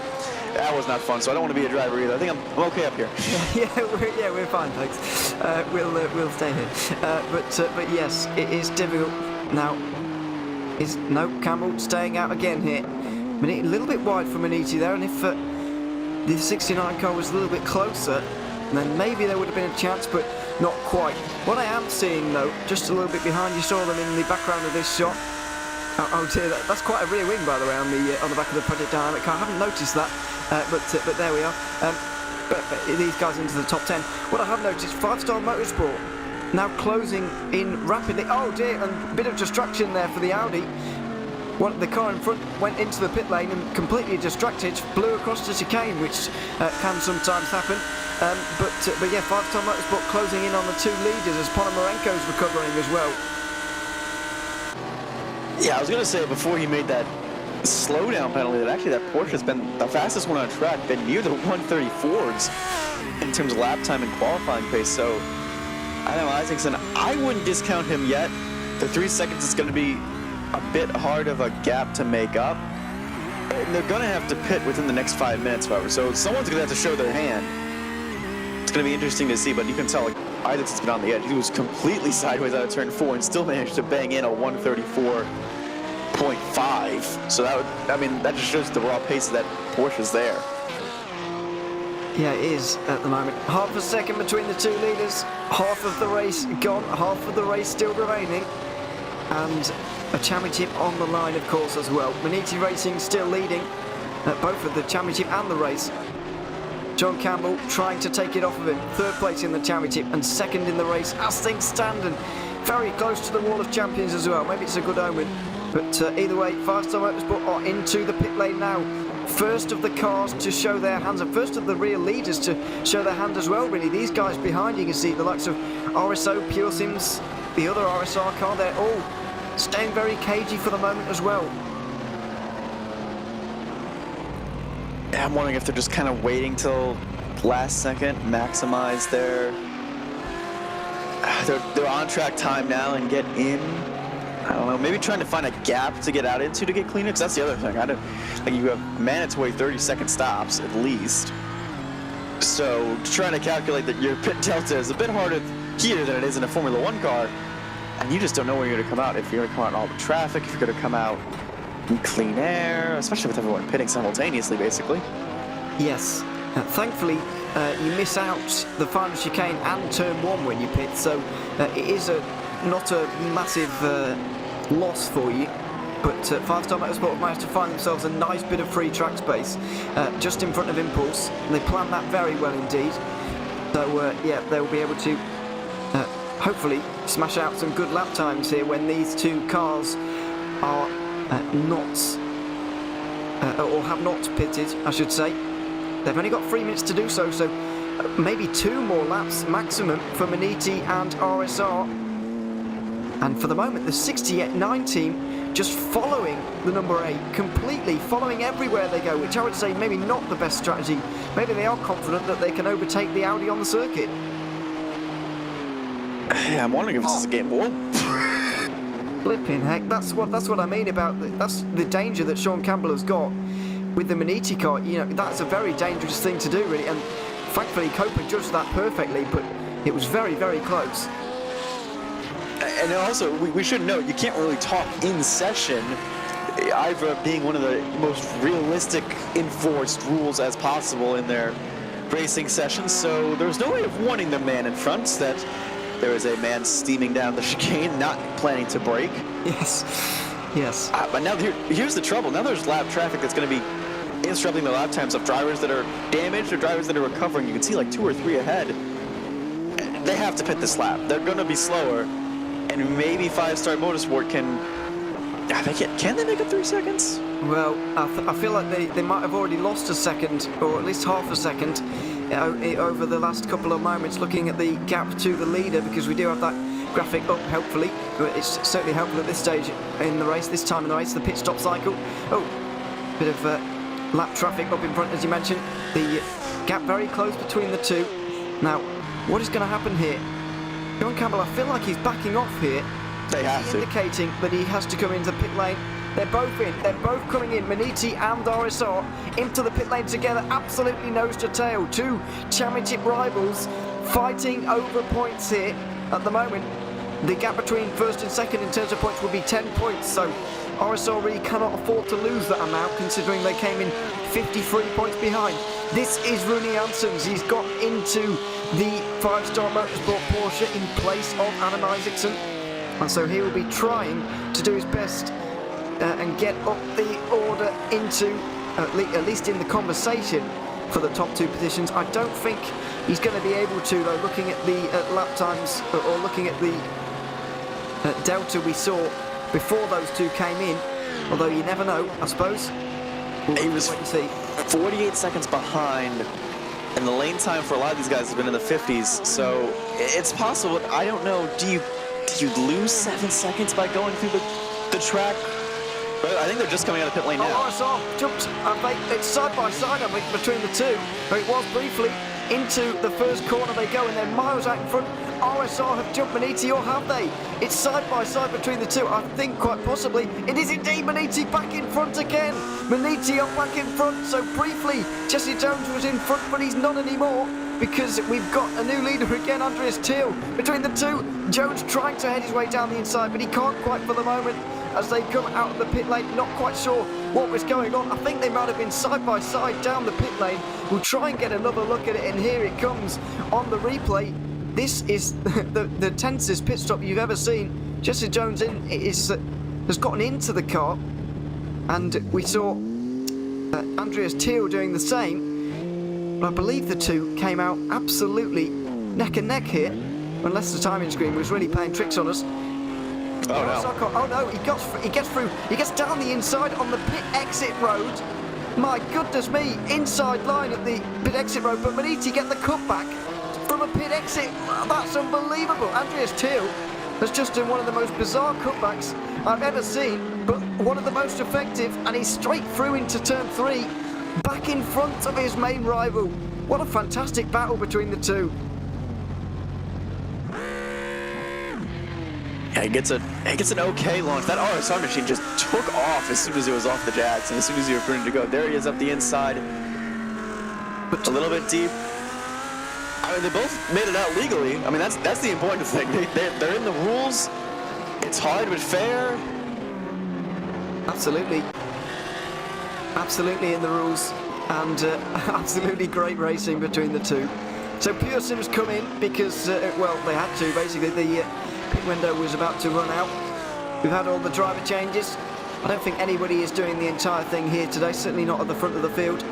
It's Thiel versus Jones for the final 25 minutes of this race. Can RSR overhaul Maniti here? And they really need to. They really need to. The difference between being 43 points behind at the final round and 63 points at the final round is absolutely massive. RSR need to get through. It's a must-win. And I don't know where they're going to be able to get through. They're starting. They've been close to each other throughout the lap. But again, these are 2 new drivers in these cars. We don't know if maybe, also we have to consider, was this race car that Tim Maske was driving set up for Andreas Ty instead, and he was just kind of biding his time? Well, that is very true as well. If it was, then his qualifying time is even more outrageous. But yes, I do see what you mean. It could well be, that could well be the case. There's a couple more car lengths between the 2. I've noticed than there was when Sean Campbell was in the car, as they go over the line to officially take the race lead as the timing screen all changes over the line. So 1 and 2 at the moment, absolutely glued together. 5-Star Motorsport, and we've got Rudy Janssens driving that car at the moment. He's not quite as close as he was, but Isaacson was closing a little bit more than Janssens is at the moment. But you never know, if something happens between these two, then you never know what might happen.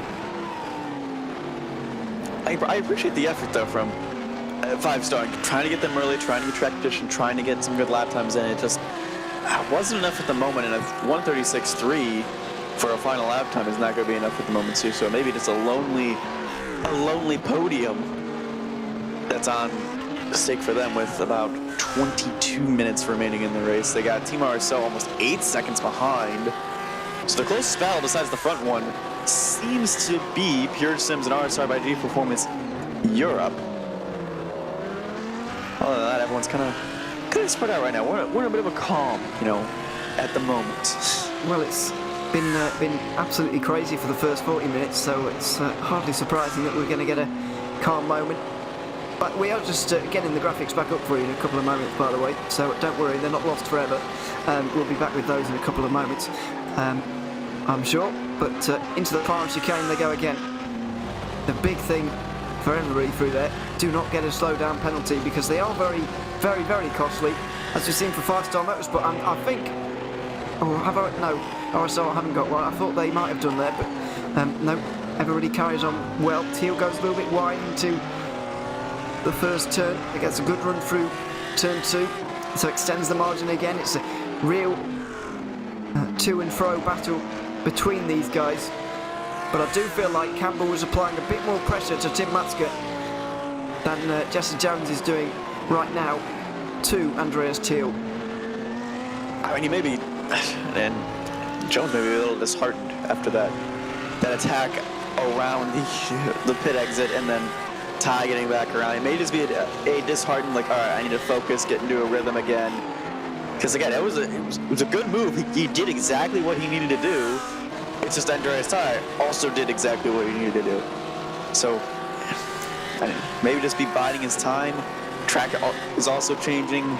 Setup may not be where he wants it to be at the moment. He's still keeping pace, though. It's not like he's losing completely to Andreas. And then, thankfully, they're in a bit of a clean air to just kind of, run their own race. As speaking of our race, our graphics have returned. Yes, we have indeed got them back again as battles further down the order become our focus. RSR are chasing down cars everywhere, it seems, because we've got the 68 behind Pure Sims at the moment for what is 5th position. At the moment, though, everybody losing points to Maniti, and it really is becoming a 2-horse race between those guys. Not officially, but I feel like we could well see quite a lot of these teams actually phased out of the championship with the result the way it is looking like going just for the moment.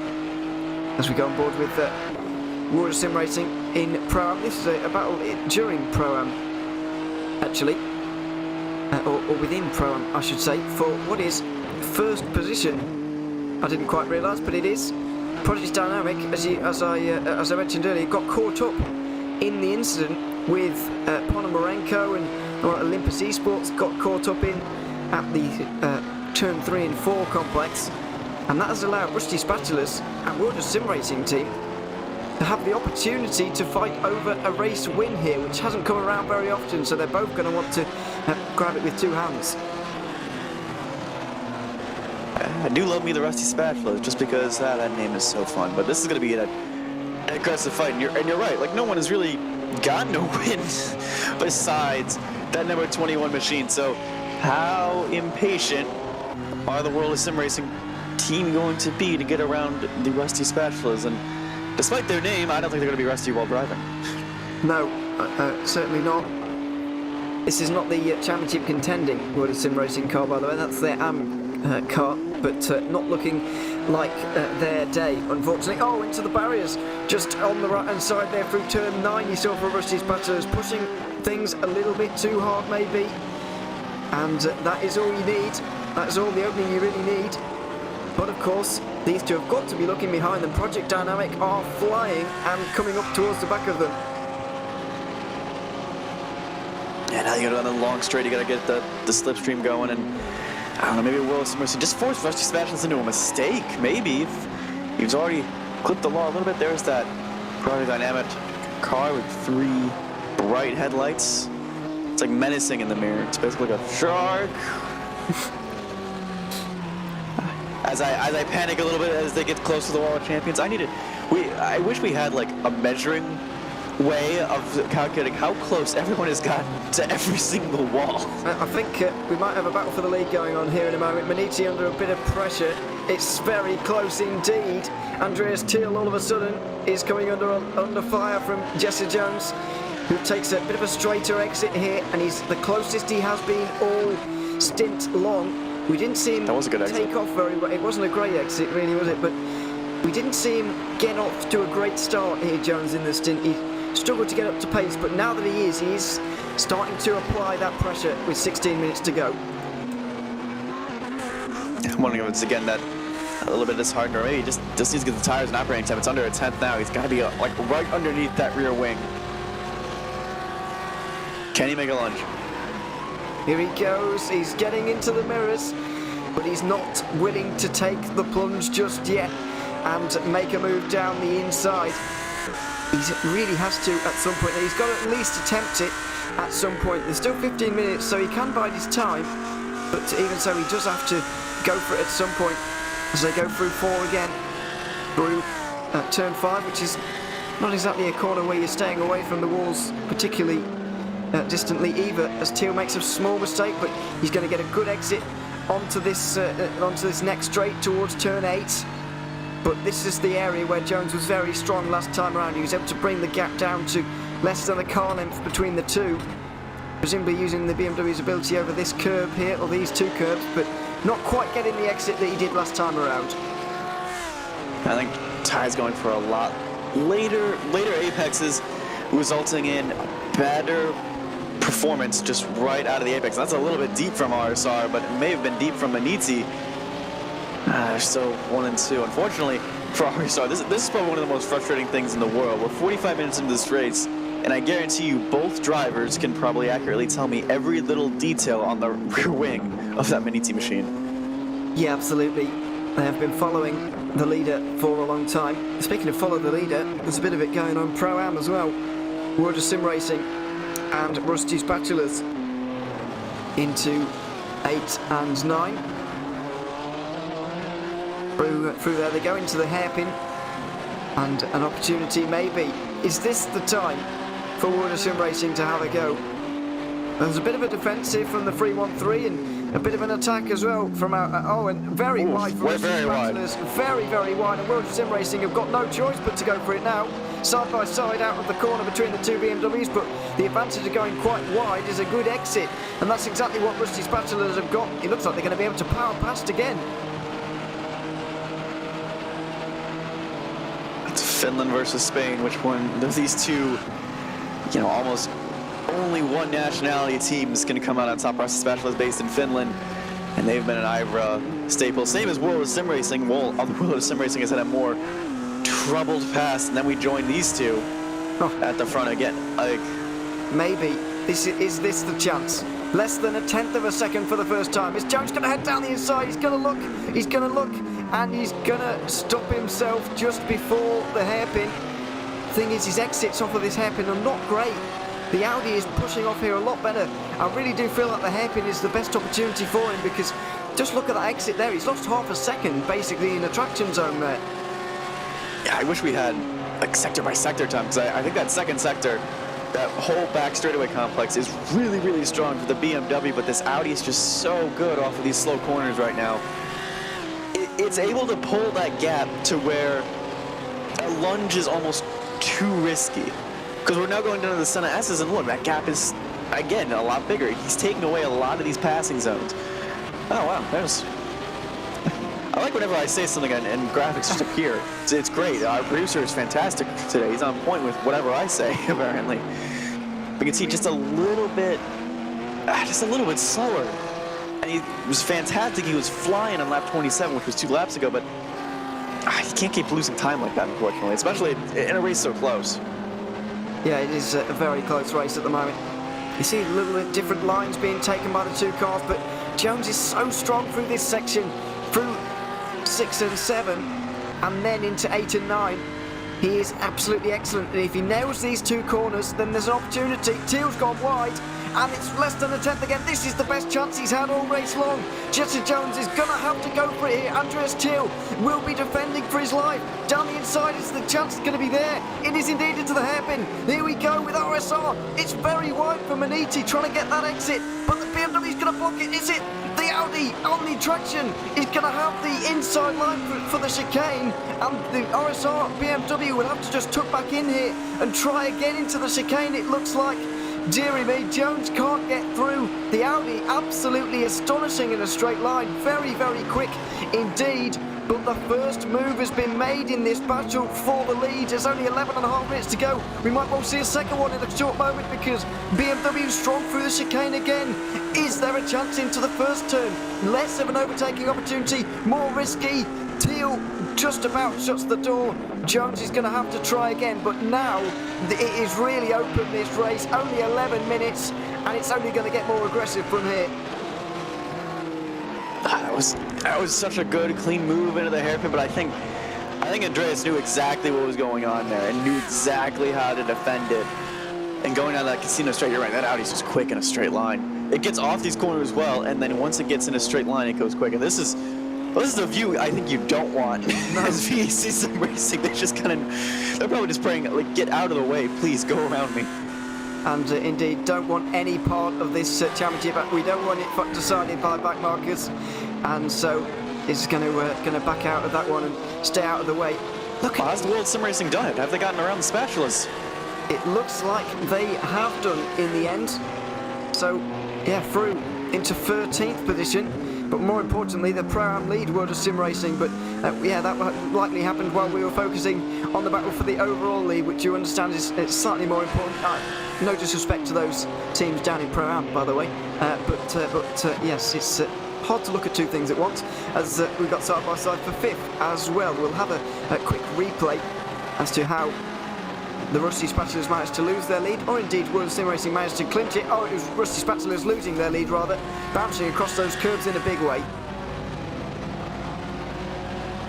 How big do you think the 313's eyes got as he came towards the wall champions? Yeah. That was close. It was an airborne moment, not a nice moment either for that car. They were both being bared down on by Project Dynamic, but it doesn't look like that 21 is going to be able to win the race after all. It's going to be one of those two, and World of Sim Racing certainly taking charge for now. Speaking of taking charge, Andreas Teal still in charge of this race by 0.3 of a second. Pure Sims and RSR further behind, battling again. I just wonder if this team has put a little bit too much wing on their cars here.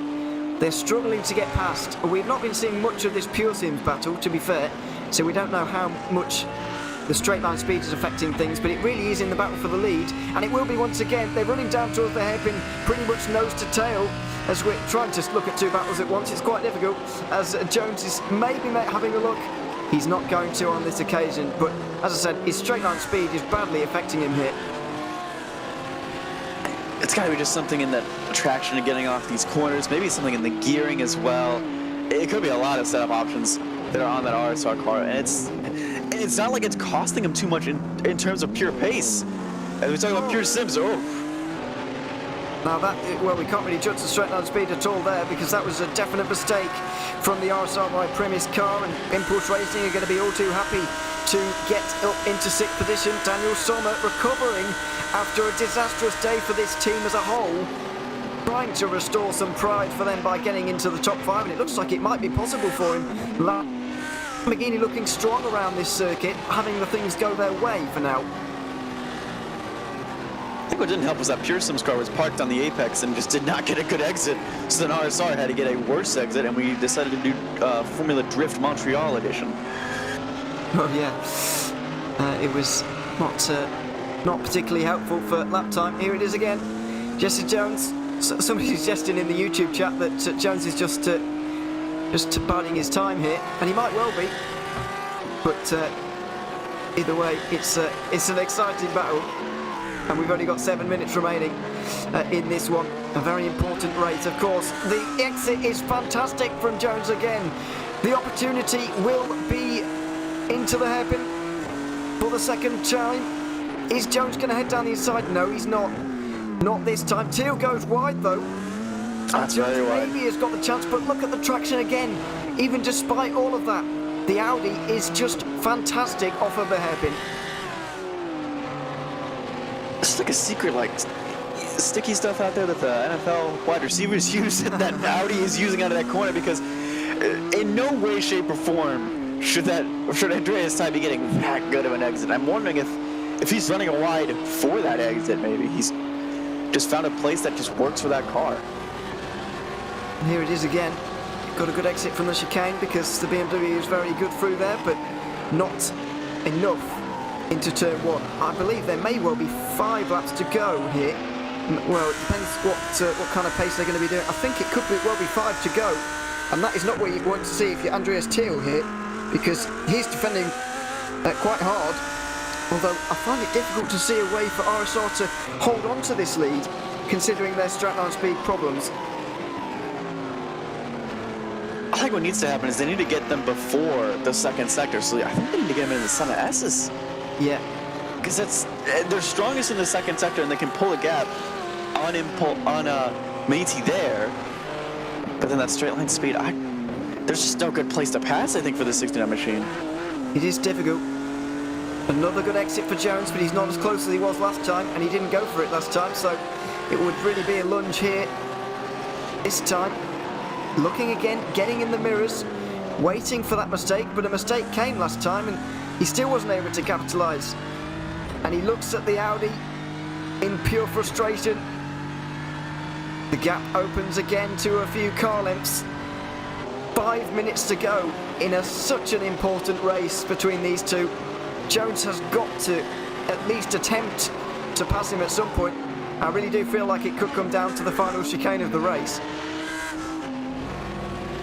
It's going to have to be a lunge, a dive, a something. I just don't know. There's no good way, I think, for that 69 to hold him down the casino straight. If that Audi's getting just such a good exit. And I'm also wondering if it's just that clean air going into the hairpin, if he's just braking a bit earlier and just not as confident getting on the throttle either. I mean, when you're stuck up behind someone for so long, it's kind of hard to nail slow corners. It is really. He's so close though, Jones. He does look quicker, I have to say, than Teal.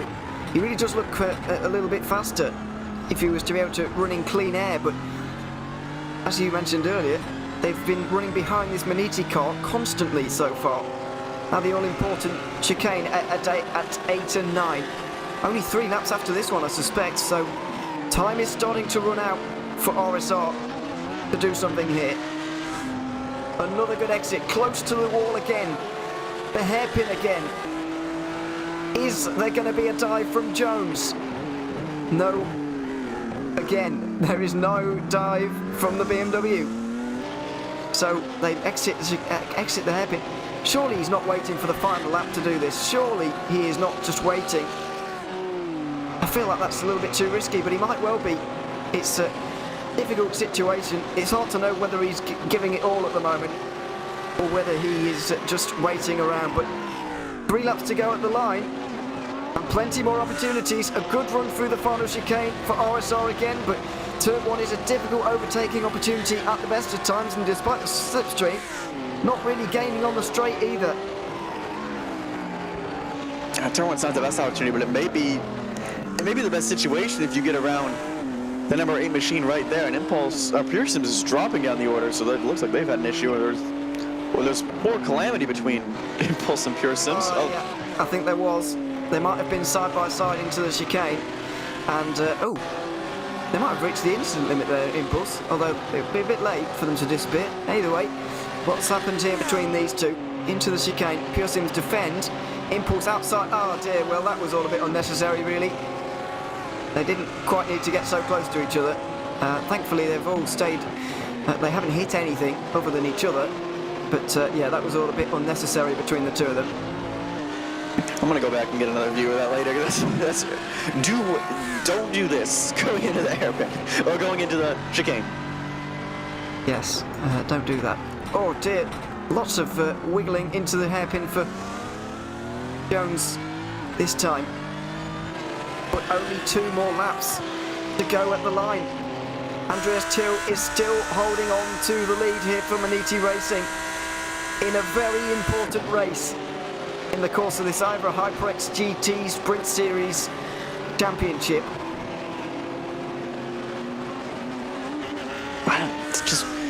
Just what do you do if you're RSR? You're gonna have to lunge. You're gonna have to. Yeah, there's no way they can follow them to second because it just won't do. In terms of the championship especially, it just won't do a second place. A 63-point deficit going into the final round is absolutely monumental, and Munich would have to finish outside of the top 10. Yeah, and that's just...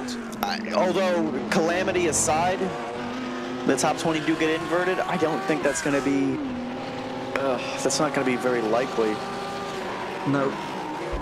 Either way, RSR not quite as close as they were a few laps ago. It was about 0.2 of a second normally at this time, but it's over 3 now.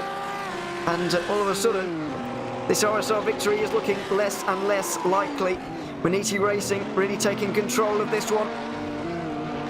You can be sure Jones is doing everything that he can, but it's just not enough at this stage. Second place as the seconds are ticking down. We're not on the final lap yet though. There is still one more chance for him. He brakes so late. If he's able to use that with a lunge down the inside, then maybe there's a chance. But it is not working out for the moment. Only 1 lap to go at the line, and it is all going to be down to this. Yeah, lap traffic might get in the way of a slow car out. I believe that's a Quasar sim racing machine. Let's hope lap traffic don't play a factor in this one. Through the final chicane.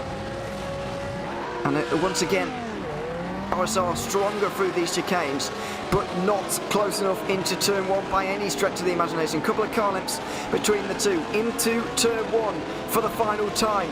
On the final lap of this race, nose to tail, out of 2.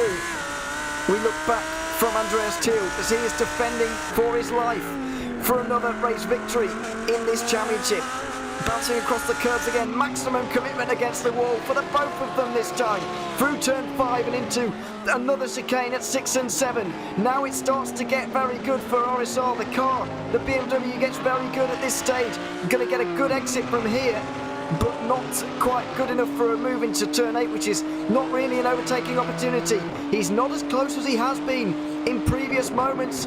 He needs to have a good run through 8 and 9. He clobbers the curve on the right hand side. It's a good exit through the left.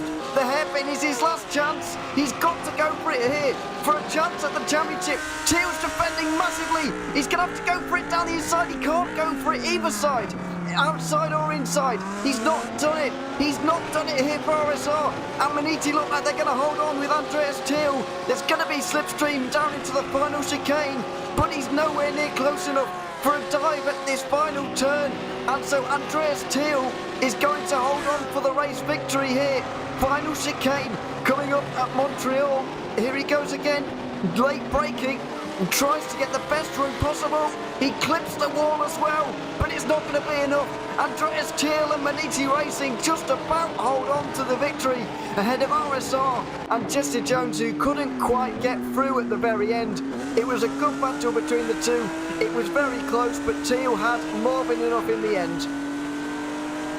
Just so close. And Thiel, impressive defense, I think, is going to be what we're going to talk about going into that hairpin. He just parked that car exactly where it needed to be. There was nothing RSR could do. And all credit to Jesse Jones. He wasn't over aggressive. He wasn't beating that back bumper. He wasn't making late lunges. It was just a good, solid effort. But you got to feel for him a little bit. You got to feel for RSR a little bit. They did everything they could to put pressure on that number 8 machine.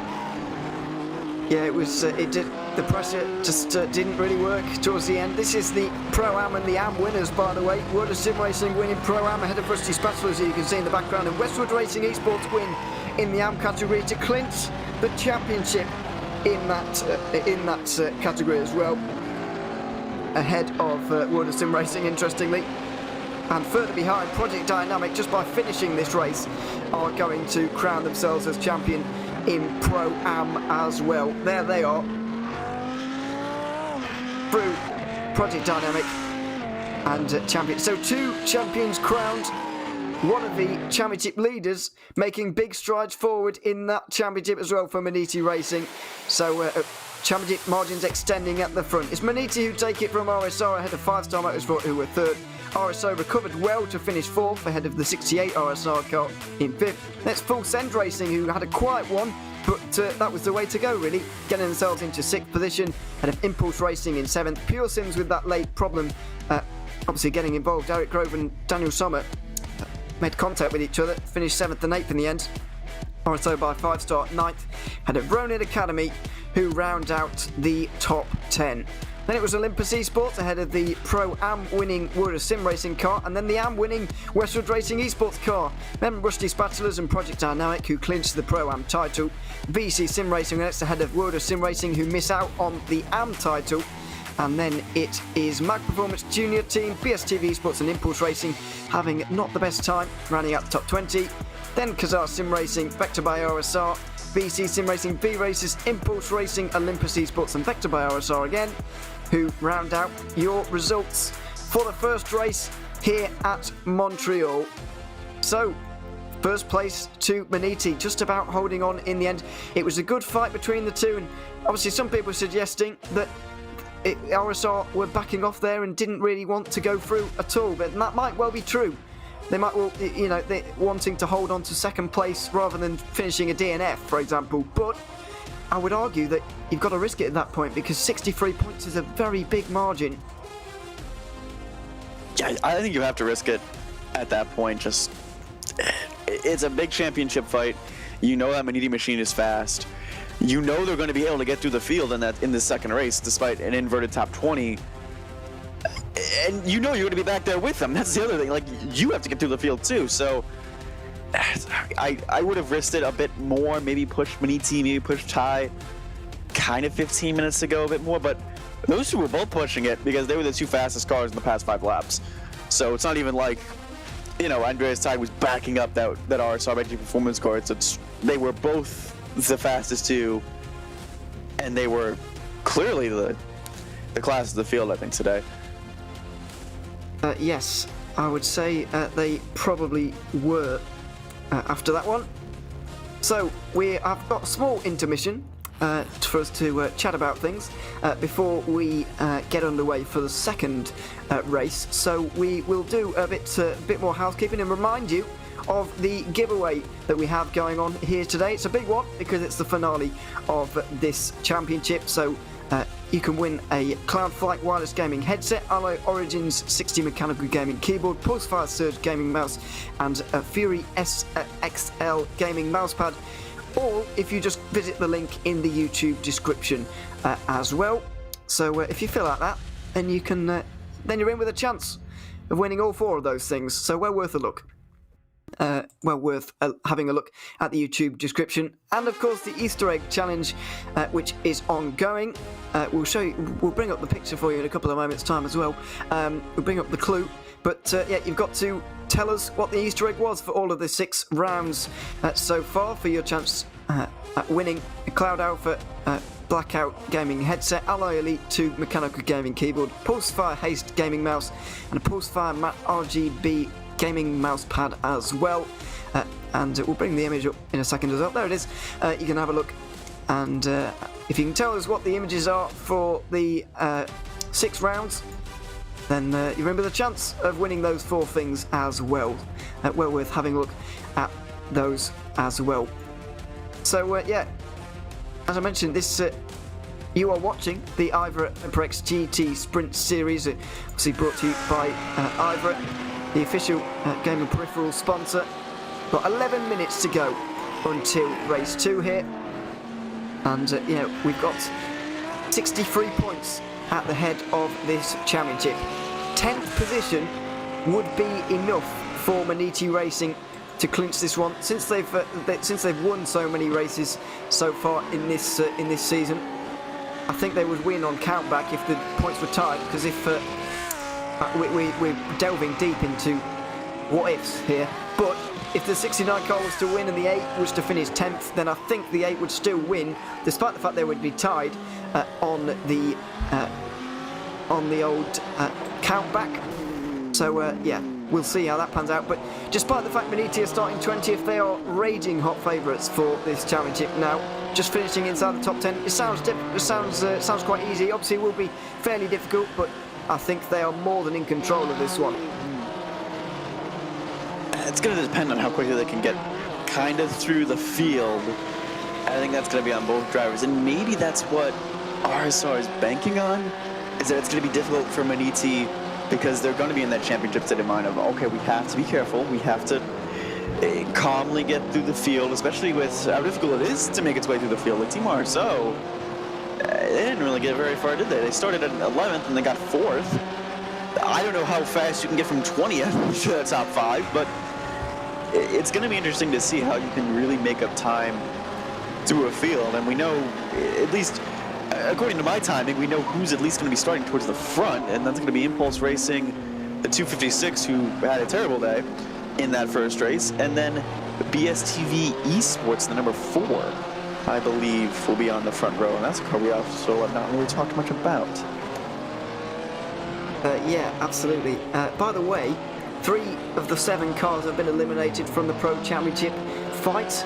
We now have 4 officially, but I don't think 5-Star Motorsport can win either. They're 98 points behind, so they need to win, and they need Maniti to have a 0. So I guess maybe the only way they win is by Maniti not taking part, which is unlikely. But what we are like to see, 63 points for RSR in deficit, 71 for RSO. In the 197. They did a good job, to be fair to them, in that last race. You know, they got through the field very well. Cedric Nebelseck did a good job early on, and they kept out of trouble most of it. We didn't mention them almost at all, which is probably a good thing. I think that's going to be the key early on in the second race. When we invert this grid, it's going to be keeping out of trouble, because there's going to be some pro and pro-am cars that are going to be in that mix towards the front that, again, we mentioned it, the championships are secured for both those two, Westward Esports and Project Dynamic. You know, hats off to you guys, but they don't need to be involved in that top fight. Well, yeah, absolutely. We'll see if they do indeed get involved. Just under 8 minutes to go until race 2, by the way. We'll step away for 1 or 2 moments, let you enjoy the sights and sounds of Montreal for 1 or 2 moments while we take a short break. And we will be back in a couple of moments with race 2 and the finale of the IVRA HyperX GT Sprint Series from Montreal.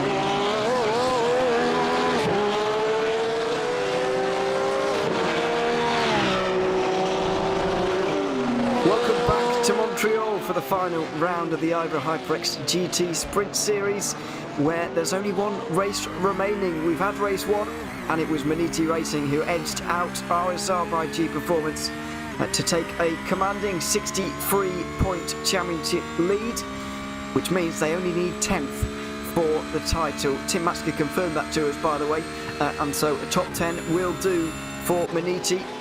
Obviously, given they just won, and given how quick they are, that does sound like a relatively easy thing for them to manage, but it is going to be a tricky race, this one, because the reverse grid, as I'm not sure we've mentioned quite enough this time, top 20 reverse, they're going to be starting right at the back with a lot of right in the danger zone, I would say.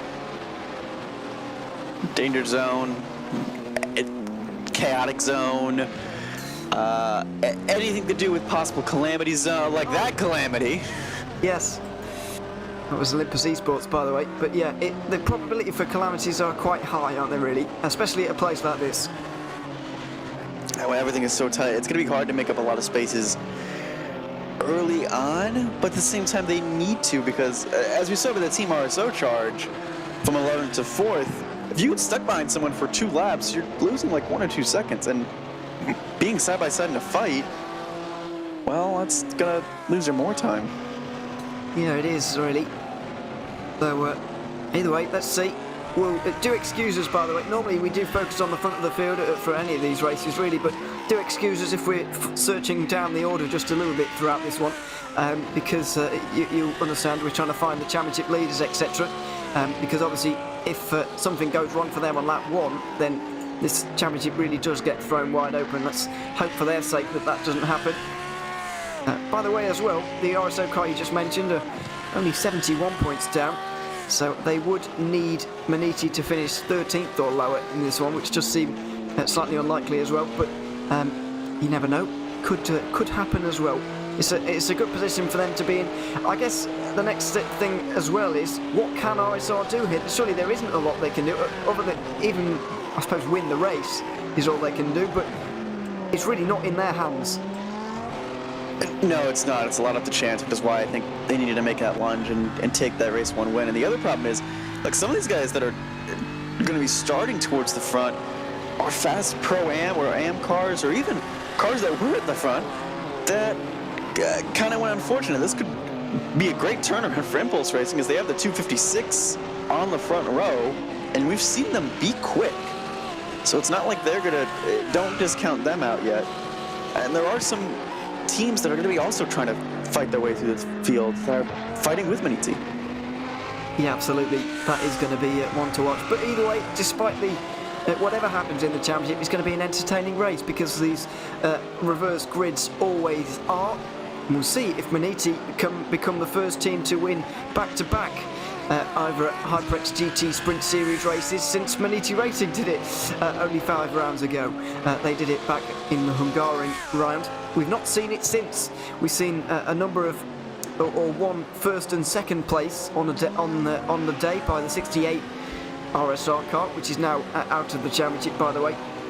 But yeah, you never know what might happen further down the line, I suppose. But yeah, as you said, Impulse Racing are certainly going to be ones to watch in this one, and the Lamborghinis it's just about staying out of trouble for Impulse. I really think if they string a race together properly and don't have any bad luck, don't get involved in incidents, then the race win will come. But they just haven't had that yet this season. They really haven't.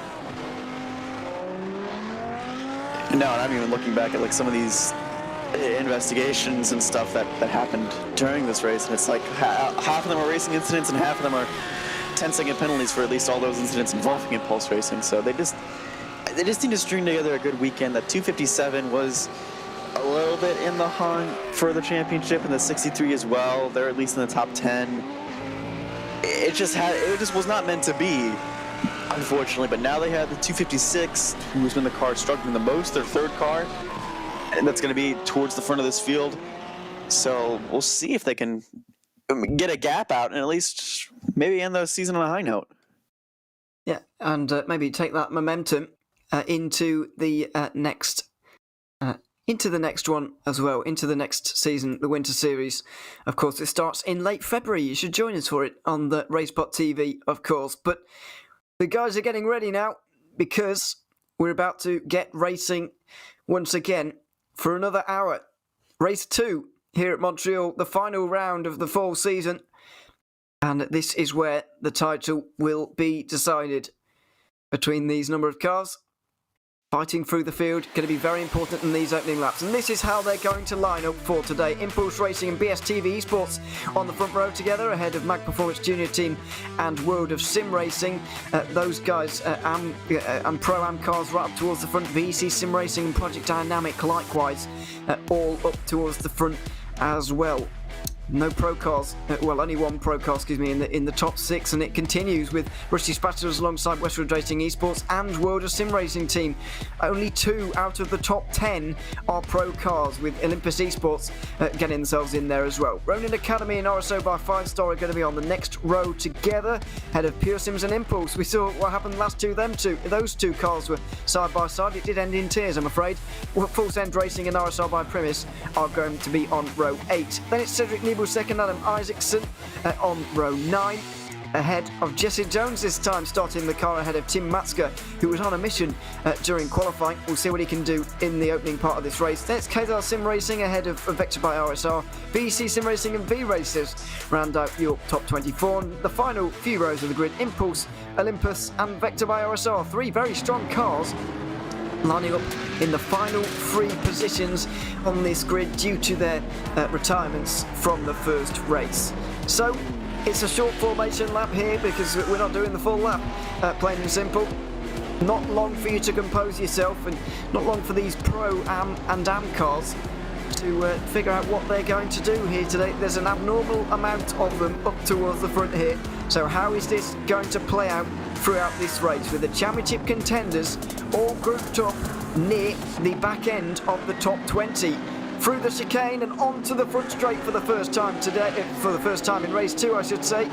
And it's going to be Impulse Racing in control of this field, waiting for the green flag to wave here at Montreal. It's a big stack up behind. It's a long wait, and there's already an accident behind as well, involving one of the VC Sim Racing BMWs. But everybody gets away well and fires themselves into turn number 1, 3 wide in the background. Let's hope everybody gets through cleanly. No, they haven't. I think that might be Pure Sims who are spun around on the outside line there. Otherwise, everybody's got through nicely. Impulse storming out to a great lead at the moment. Mag Performance into second.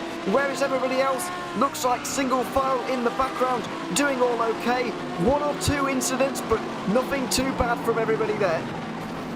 There might have been a third one there that was developing, but thankfully that got sorted out. I think Impulse Racing was trying to back everyone up, and the back of the field just got a little too anxious. That's where the VE Sim car was around, and then going into turn 1, it just looks like someone was floored through the S's and decided to go ice skating out in the grass in that section. But what a start by Impulse here. 1.5 seconds. They are cruising, and their nearest, at least pro rival, is in 10th.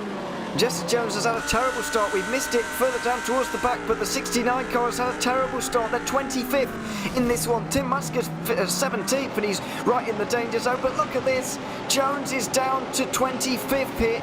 Team RSO 14th. So all of a sudden, they're becoming the second place in the championship by a mile here. But yeah, goodness me. It's okay progress from Maniti. They've managed to stay out of trouble at least. What happened? They're already quite a long way down. Oh, they got hit by an AM car. They were already quite a long way down, though. This is the second place car in the championship, having a bad start to this race. No question about that. Oh, dear. Can they recover from this? I would say it's very difficult for them to be able to. I mean, the nice thing is that a skateboard is there. Well, is the Acorn pit?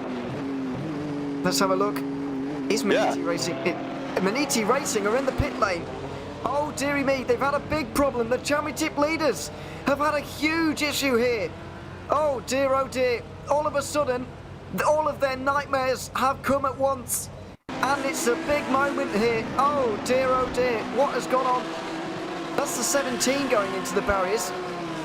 Maniti Racing were battling with the other RSR car. Oh dear. Also, they were the ones I saw getting all squirrely into that section. I didn't. Oh no. Trying to slow down midway through a corner. Oh dear. Maniti Racing in trouble. Big trouble. As RSO, excuse me, all of a sudden 16th. Cedric Nebulsek needs the race of his life right now because we don't quite know where Maniti Racing are going to finish. They're in the pit lane right now. They're getting repairs, but they're not going to give up and retire by any stretch. They're going to get back into this race. But where are they going to get up to? It might well come down to how many retirements we see among pro cars. Let's not forget, passing Pro-Am and Am cars will do nothing for Maniti Racing. They have to pass pro cars. Yeah, I'm actually very curious on why they came down to the pit lane, unless Tim thought it was almost terminal, that kind of damage. It was clearly bad, yeah. It was clearly bad suspension damage. Otherwise, you're right, they wouldn't have come in. So I would have still tried to limp home, honestly, because they're losing 2 or 3 laps, so here we go. It's not a huge repair. The car's wounded. It's limping at this stage. He's a lap down, but he's back in the race and will try to pick up as many points as possible. Dear oh me. Oh, dearie me. Dear oh dear oh dear. So, currently, within the top 16, we have, well, in the top 10, we only have 2 pro cars, and then we've got another 6 towards the bottom there. So he's behind 8 already, but trying to count on that, it's quite difficult to try and work out what position he's in the pro order as things stand. Here's Marco Pereira battling with Rusty Spatulas. They're trying to get up towards the front of Pro-Am to try and win another race here, but looking difficult for them to do that. Look at further behind, RSO by Primus and Olympus battling side by side. Look at this, absolutely crazy. And this is where RSO are. They need to get through this traffic, but it's not easy. Look at how densely populated this is. Traffic paradise. Yeah. A lot of traffic. It's just impossible to make a move, too, because the problem is everyone's out on the line. Someone just went deep into that corner. Everyone's just kind of all on a line right now, and you can't make a move without being side by side. Oh, Impulse is coming down the pit lane, it looks like. Yeah, I'm not quite sure why they're doing that, but just to kind of clear this one up. So currently, Team RSO in the 197, 71 points behind in this championship. They are currently, I would say, 6th place in this race. Yes, they're 6th place in this race. They need to finish at least 4th to have a chance. So they need to pass cars to at least have a chance. Oh, they can't afford penalties though. Nebulsek needs to get through efficiently, but without problems. It's a good exit on the Olympus Esports Ferrari, which is defending and pushing him all the way to the right-hand side at the moment. RSO down the inside into turn 8, looking to try and make moves. Oh, it's going to be tight. He's late on the brakes. Bounces across the curb, side by side. This is exactly not what he needs, because he's losing time and might well lose positions if this goes wrong. Impulse Racing right behind as well. Down to the hairpin they go, late on the brakes, and it should be all done and dusted now, or is it? Because Impulse Racing are trying to get through as well. Olympus are being pushed way out wide there and into the clutches of their teammates, but Nebulsek is up to 5th position. That's 66 points, and do we know how many pro cars are in the race in total? As more chaos happens going on in the chicane, I'll map that question out in a second. It is difficult. Impulse Racing still in the pit lane, by the way, the ones that you saw come in a minute ago. Tim Matska is about to overtake them. Oh my goodness! A huge accident, a massive accident involving one of the. RSO involved? They're not involved, but a lot of pro cars are involved. We were looking elsewhere. Let's have another look at the replay. A big accident here. What has gone on into the final chicane? Difficult to see from here. RSO versus Ronin Academy, and then Ronin Academy getting to the side of RSO. But then, it carries on further. Both Olympus Esports cars get involved and get damaged as well. So a lot of cars in the pit, and suddenly Maniti have fired up the order. Maniti have absolutely fired up the order. This is going to be quite a painful camera angle for Thomas Cope, who I don't think could do very much at all about what is about to happen to him. Let's see. You see so much smoke as well. Oh dear. Oh. I'm glad sometimes we're racing virtually, because that hurt. It certainly did. especially such a pretty livery like that. Yes. Yeah, so those two get into each other Yeah. before this wreck even happened. So this Impulse Lamborghini, by going off and having to run wide, yeah. Wow. Well, that was a bit of a stroke of luck. Well, there's Maniti, and they're going to make their way through on all of these cars, and that could well be a championship-winning accident for Maniti, as strange as that is to say. This is painful for the Ferrari as well. They took quite a big hit. Ouch. The team car ran into their other team. Don't hit your teammate kind of comes out of effect when that kind of thing happens, because it really, there's not a lot you can do about hitting your teammate or not in that particular situation, I'm afraid. But there we are. Battle for the lead in Pro-Am going on right now. Project Dynamic look like they're back to leading ways at least. We'll see if they can win here. Maniti up to 21st position overall to secure the championship against RSO, if RSO were to win, because they are in third at the moment. Nibusek has been doing a good job of picking his way through the chaos. 71 points behind to secure it. Would need 12. 12th position is needed for Maniti, and I think they might already have it. I think there's 21 pro runners, and Maniti's ahead of 4. I think they could be 10th here, to my reckoning, but I think they're currently 17th. I could be wrong. I haven't taken a math class in 4 years. I could be wrong. Yeah, it's hard to tell at the moment, really. Down the inside for RSO, getting through on AM cars, which is not going to increase their points tally. But at least they are getting up towards some cars where they might be able to. So at the moment, the top 10 has been secured, and are there even any more than 10 pro cars in the race at this stage? I'm not entirely sure that there are, but either way, RSO just doing all they can. They need to get through on Oscar Copa and the Impulse Racing car at the front. This is always difficult for everybody here. Battling against cars that are not in your championship it is always a tricky one, really, because you don't really want to lose time. You've also got to try and battle with people who are in your class and all other kinds of things like that, so it's very difficult. This comes back to the good old classic, everyone yelling and being upset at each other about class cars fighting other non-class cars. Yeah. I do remember in endurance, this is a very hot and touchy subject that we don't want to talk about very often. No, not really. It's it always happens. As into the hairpin they all go. RSO down the inside again of Wood of Sim Racing, but not able to get through for now.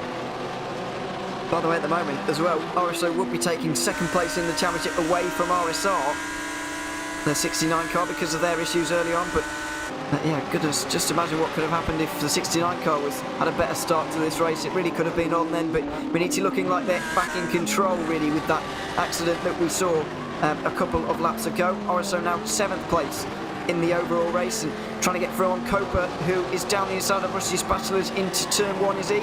Yes, he is now. Down the inside he goes, and through he goes. Nibelsek tries to follow him through, but not quite able to. Yeah, unfortunately, that car's, the Rusty's Bachelors car. The problem is, too, like, they're trying not to give up track position to their competitor behind that they're fighting for just a race win out of. So it's a hard subject to justify, these guys that are contending for a championship in the midfield trying to soar up the order, while these Pro-Am cars in a separate class are trying to fight for a win. Well, Nibelsek was very decisive there and went straight through. And he's now into 6th position as they continue their march through the field. There's going to be a bit of free track space soon for them here as well. Coming up, there we go.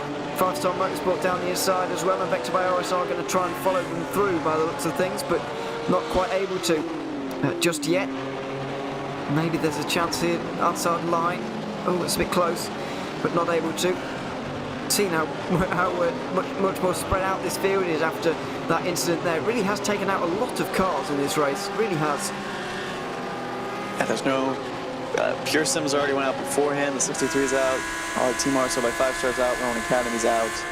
And both Olympus Esports cars are still on the pit lane.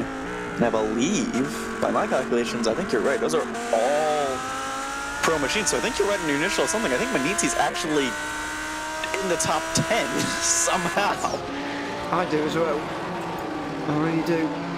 There's not a lot they can do from this point other than hope that other people fall off, really. So at this stage, RSO can tie the championship, and RSO can't. RSR can, but that's by winning, and they're a long way off that at the moment, over 20 seconds down.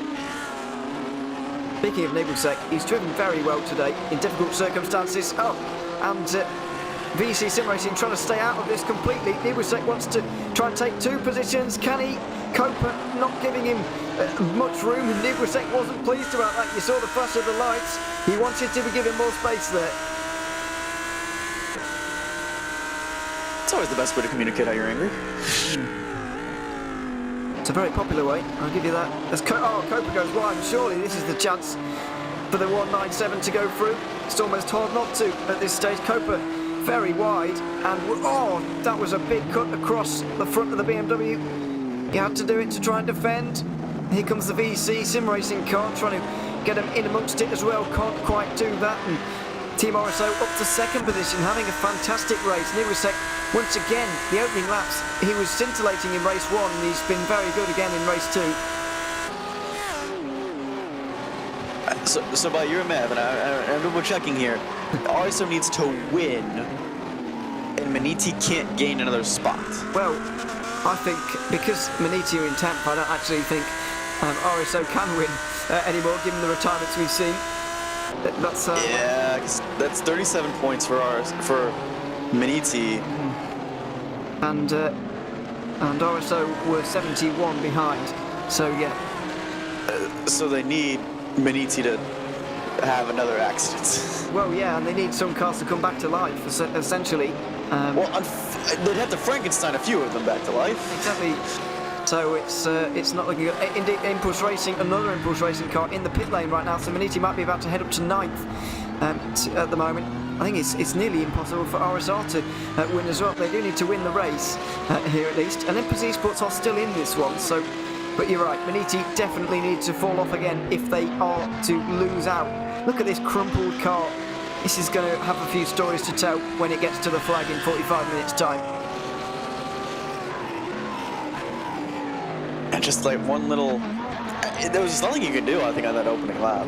Poor Tim Metzger just got Wardsley shoved out. And right now for lap times, he's okay. It's 137 to 130, high 136 is not the greatest lap times in the universe, but at least enough to keep where he is in comparison to the leaders. I believe Impulse Racing just retired the 257. So I think that is another spot. It will be 9th, yep. For Maniti, looking ever more likely that they're going to be champions here. Just need to keep it on the road, and they will be absolutely fine.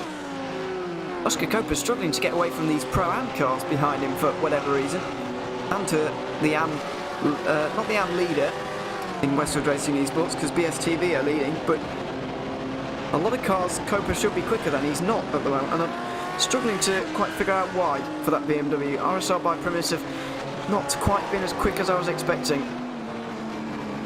I think the simple answer is that these Pro-Am cars and are kind of all fighting amongst themselves, so they're really pushing each other. And this RSR machine is watching Team RSO run away into the distance. Also, I don't think there's many technical differences between the Pro-Am and the AM cars. And at least lap time wise, as we were paying attention to that lead fight last race, they were very, very close throughout the rest of the field. So, proving that it's even more difficult to overtake at Montreal if everyone's near equal footing. You even saw in qualifying what pace everyone is. That's off by Orla Sim Racing that's going to cause calamity. Well, it's going to allow Westwood Racing Esports through. It's going to get 5-Star Motorsport the chance to go through as well, which they're going to take, of course. Race winners from last time will Orla Sim Racing, but down in 5th in Pro-Am at the moment, such as how many cars were able to take advantage of the reverse grid. And there is the other championship contender, the 69 car. At the moment, they when Maniti went off, they might have been looking forward, but obviously Jones had already had an off of his own. and it likely wouldn't have mattered anyway. But the thing they are losing out on at the moment is RSO snatching second back from them again, which is going to be, well, it's going to happen if nothing changes. Yeah, down the inside for 5-Star Motorsport, 8th position for them. It's much more likely that we're going to see a good race for overall positions in terms of this just 1 hour race at this point now. There's not a lot that can change in the championship after all of these retirements. No, that is a lot of retirements. that's a lot of retirements.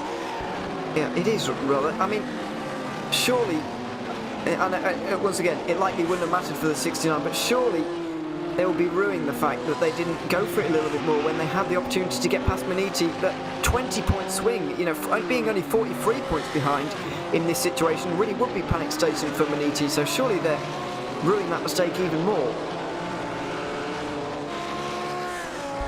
I think the worst part is for all these retirements too.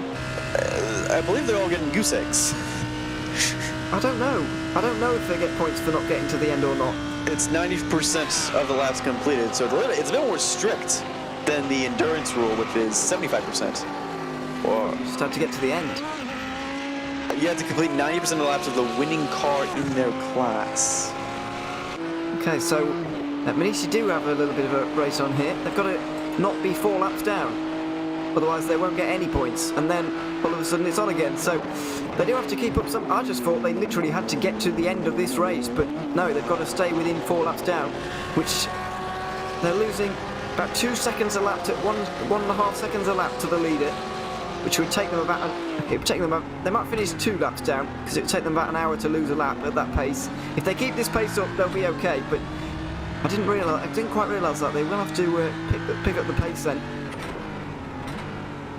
I think they're okay for now, and I think the good news is that there's not really much in terms of pace out front. All of them are kind of fighting with the Pro-Am and the Am cars, so it's not that much of a problem. Maniti cannot have another problem. Cannot afford another issue, cannot afford to repair more damage. They just have to get at least 90% of the laps completed, which, yeah, you're right, 4 laps down, I think, that's the magic number. Yeah, we were into the late 30s, weren't we, in terms of lap count last race. I can't quite remember how many laps it was, but 39. 39, there we go. So 90% of that is 3.9, so if you're 4, then that's more than 10%, isn't it? So there we go, quick maths, and we're making up for our math ability for not being able to calculate how many cars are in the race. Yeah, that was a little bit... I got the answer, by the way, but I had to ask race control. Yeah, that was a little bit tricky, actually, for us to work out. It's because we can't fit... we've got quite a lot of cars, so we can't fit them all on one screen. It would be easier to count if there was just one screen. You can just pick them off on the leaderboard yourself, but yeah, it was not that easy.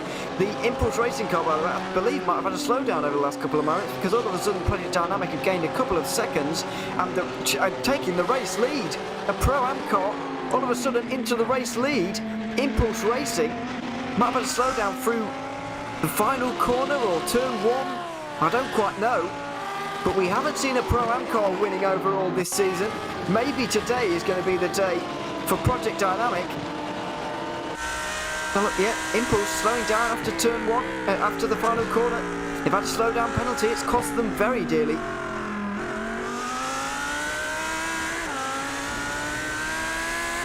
And I've just got where there may be a concern on the Maniti car that their damage may cause an engine failure. Ah. Well, that really would cause a DNF. And now also the concern is Impulse Racing. I think they'll probably like the overall win. These both are still going to get 100 points, but I think it might be, I don't know, it might be pride. Yeah. Especially after the rough first race, it might be difficult. Certainly. We look at Maniti Racing, now 9th in Pro after the 257 retires from this race. Yeah, so they pitted and got their meatball cleared, but I'm being told they can't discount engine failure. However, there wasn't front end damage, so I think it's mostly suspension. So I think they're okay as long as they just make it 90% home. It's kind of an unfortunate, sucky way that the championship drama is, can Maniti limp home Yes. Well, But the battle for second place in the points is still, that's a slowdown and a half. That's letting everyone by. VEC Sim Racing letting a load of cars through them. 9th place for them now after that slowdown. But yeah, just to update you, if that's in this hypothetical situation, if Medici do blow their engine, which we don't think is going to happen, RSO would take the title quite comfortably, actually. I say quite comfortably, it would still only be 19 points after a long season, but you get what I mean. There's not a lot that RSO can, in the 69 car can do, because I don't think that car is running at full capacity at the moment for Jesse Jones. I think that car's a little bit damaged. We did see a fairly hefty BMW slam into the side of that car on the opening lap, and I think they are suffering because of it. I just think the luckiest part is that they're going to come home at least third in the championship, and it could have been worse because they could have been in that barrier, and we've seen bad crashes going headlong into a barrier at turn 4 in Montreal. So I think they're just lucky to pin down that escape road and get by with minimal damage. It's kind of unfortunate they're not going to be able to charge for the field, and they're kind of battling vector by RSR. I think in terms of 5-Star Motorsport might be able to overtake them in the championship as well, actually. They're only 35 points behind, and if if 5-Star climb up the order a little bit further, then it might be on for third as well. So we'll see about that, but certainly Maniti looking okay at the moment, as they'll just be keeping their fingers crossed and their hands together, of course. Again, big pile up outside of the wall of champions helped a lot. Massively has helped.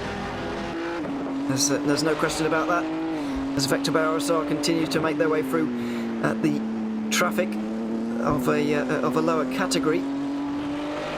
This is the VC Sim Racing Pro-Am car.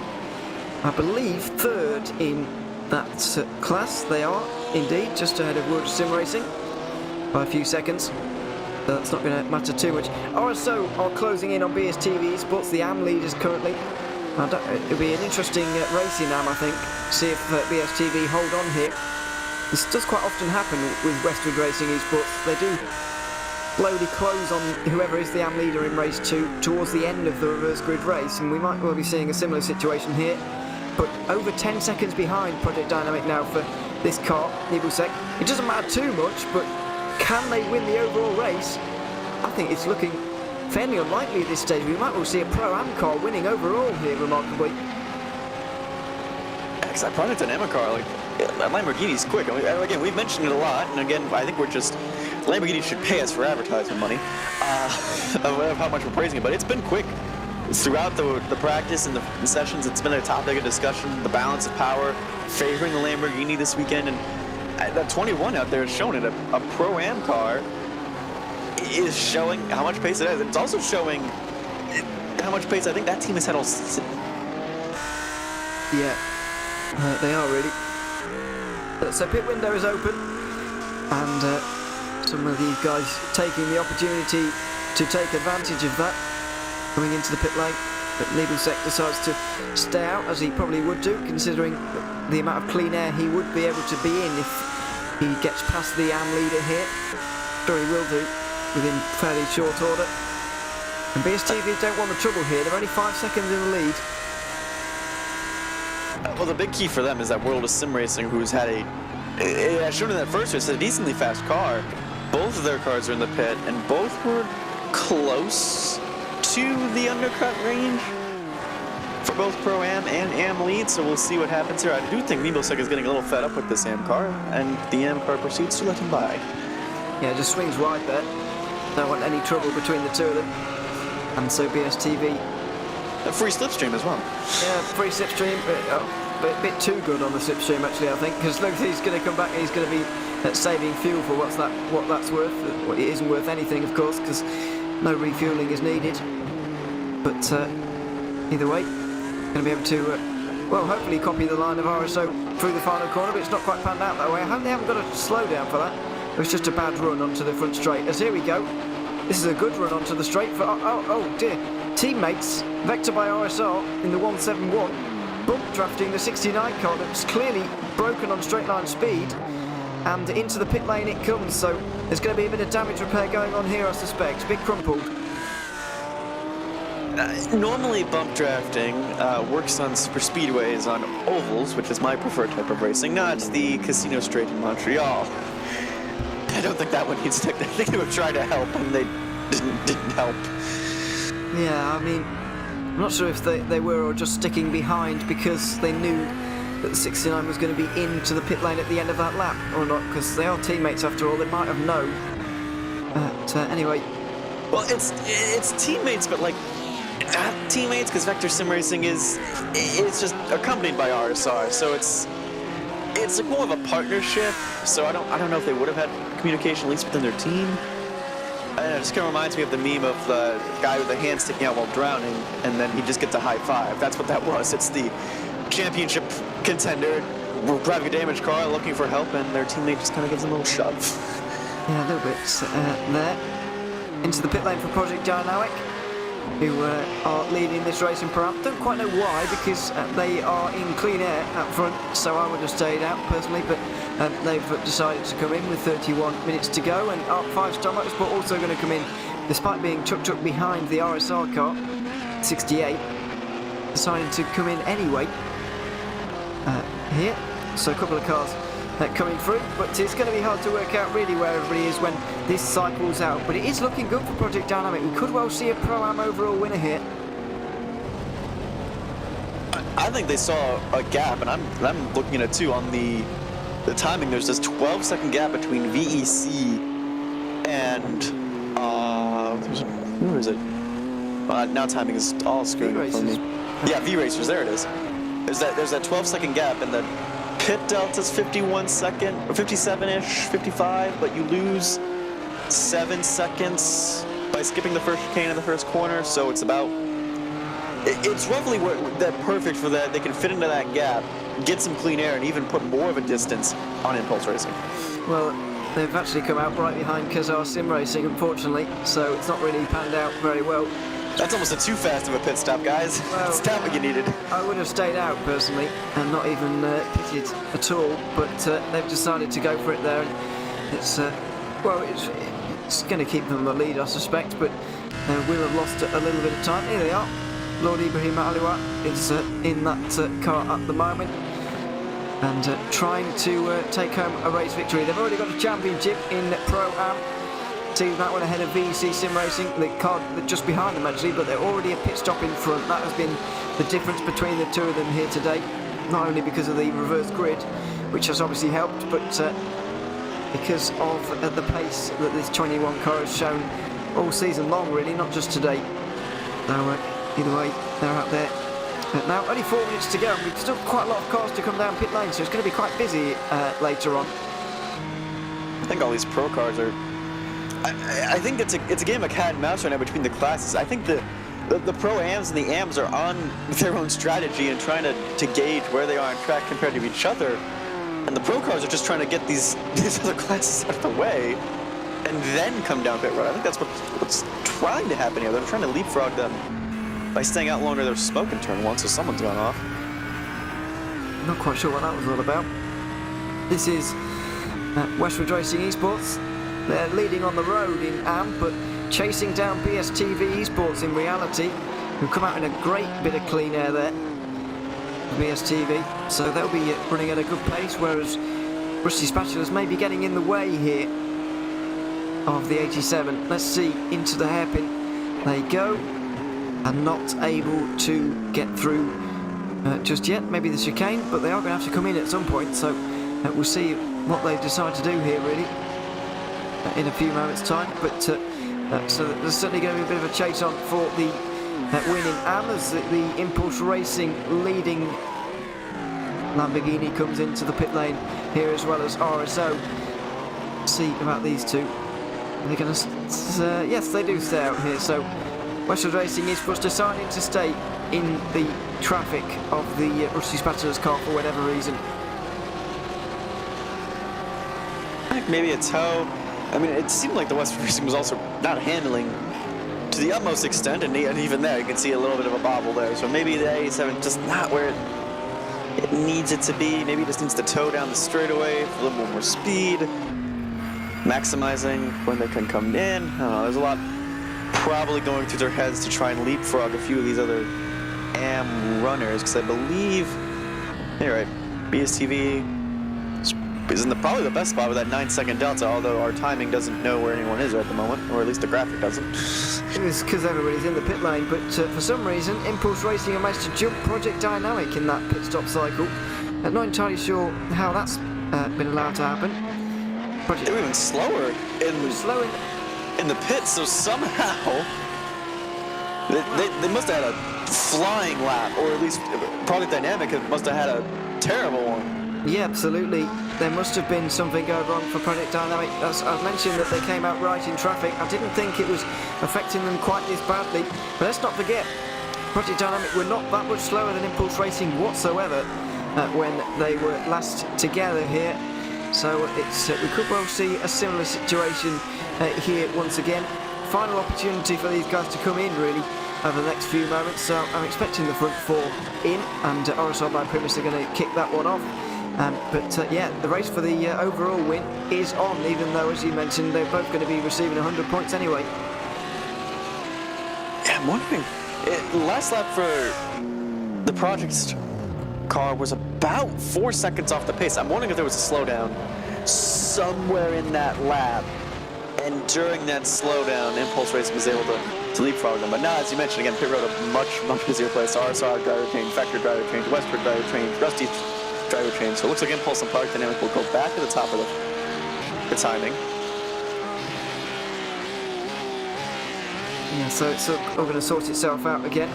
There's 5-star Motorsport bouncing across the curbs there massively, trying to get through on BSTV Esports, trying to win in AM, of course. So this is going to be a battle that neither of them really want to have, but it has to be done.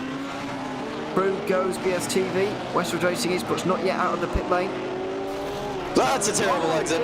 Yeah, there we are, out of the pit lane. Speaking of, a 3 wide very nearly into turn 3. This is getting quite risky, and BSTV deciding, because it's 2 pro cars, that they really didn't want to be a part of that anymore, and who can blame them, because the 68 and the 5 are going to be fighting over 3rd position in pro here very shortly, and it's getting a very close fight as well.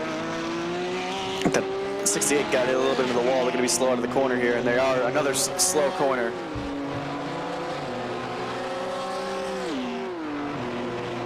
Through possibly into turn 8 and backing off on the entry there. RSR by Primus, which obviously helps. We'll see. I don't think Oscar Coper's got out of the car, I think, so it's not him anymore. Yeah, he's been overtaken either way. And Rooney Janssens is through into 3rd position in pro and 4th place in the overall race. And that 5-star Motorsport car looks like it will be streaking away, actually. Now, they'll be gaining 81 points from this. Where is the 69 car going to be?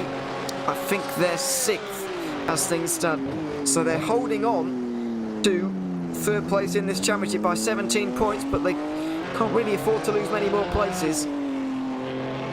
There's not many more places to lose. At least that's the benefit. The 171's behind. That's about it, really.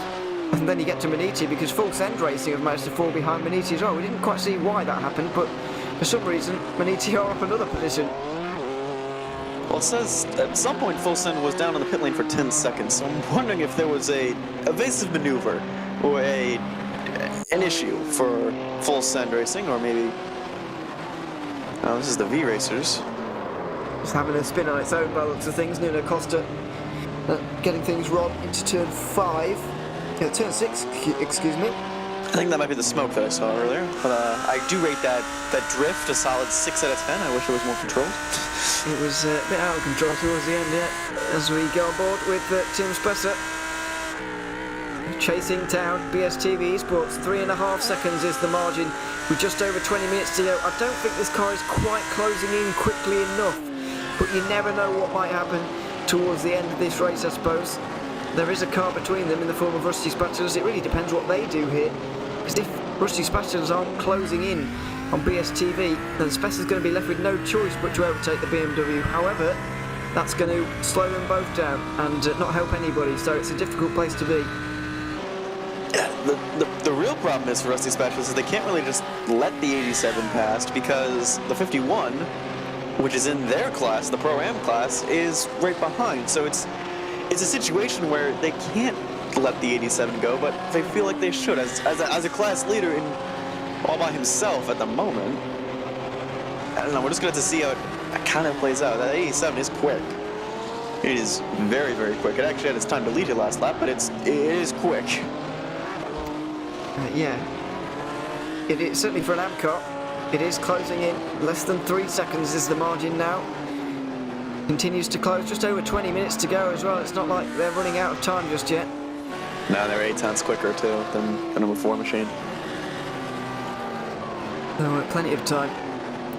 To turn 6 they go. There's a number of pro cars behind, or notable one being RSR. Or vector by RSR, I should say. I should distinguish. But no, you never know what's going to happen here, really. It's yeah. On the bright side, I think at least lap traffic won't be a problem, considering we've lost about 25% of our field. That is a very good point. 20 cars remaining of the 27 that started here in this race. 7 cars have gone. Impulse Racing, 2 of their cars, both Olympus Esports cars have gone. Ronin Academy, Team RSO by 5-star, Matt Husfeld, who was involved in that incident at the chicane, of course, is out, as well as Pure Sims Esports. So 2 of the cars that were in championship contention at the start of the day out by the end of it. And so it really is turning into a one-horse race, really, with Maniti Racing in control and just praying that their car is going to be classified. In control and limping home and Barabon and a bunch of prayers. Yeah, lots of praying, can be sure, from Tim Matska at the moment. He's not been in the YouTube chat as he was in race 1 because things are a lot more, well, I don't say important, but they're a lot more up in the air this time than it was this time an hour ago. Yeah, and he was doing impressive times for a damaged car, and same as Andreas. Like he's actually faster than some of the cars ahead of him, which I find a little funny that damaged Benizzi machine is that quick, that it's comparable times to some of the guys towards the end of the Pro and Pro-Am fields. Yeah, he's matching Mag Performance Junior Team and VC Sim Racing Rouge at the moment, 15th and 16th, so it's not likely that he's going to catch anybody really, but that doesn't matter because there are no pro cars to catch anyway, and there's no real need for them to catch any pro cars either. The only thing that could change the championship outcome here is them falling 4 laps down and not being classified here, and Team RSO ending up in the position that they're in, or indeed in the top 4 would do for them. So yeah, they're doing that at the moment. They should be able to do that relatively easily. They're just hoping things go wrong. As much as you can hope things go wrong, really. You obviously never wish anybody else to crash, really. But obviously just hoping for something to go your way is only natural.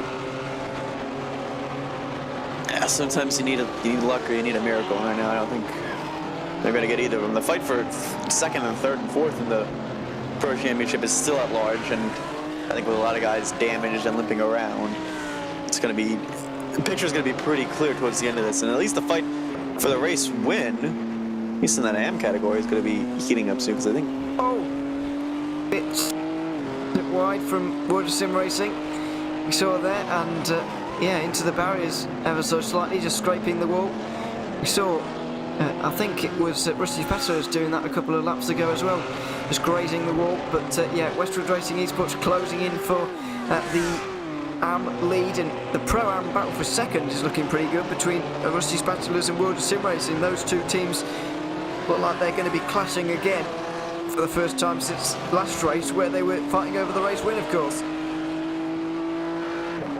Yeah, it's again, like World of Sim Racing has been a team that's all around the IVRA series, and I think this is just a good end of the GT Sprint Series for them. They tend to be kind of that midfield or towards the end of the field in a lot of their other series, and they get a lot of backluck, a lot of accidents that sometimes are their own doing and sometimes are not. And it's nice to see them at least performing well here and at least ending at least this GT Sprint Series on a high note.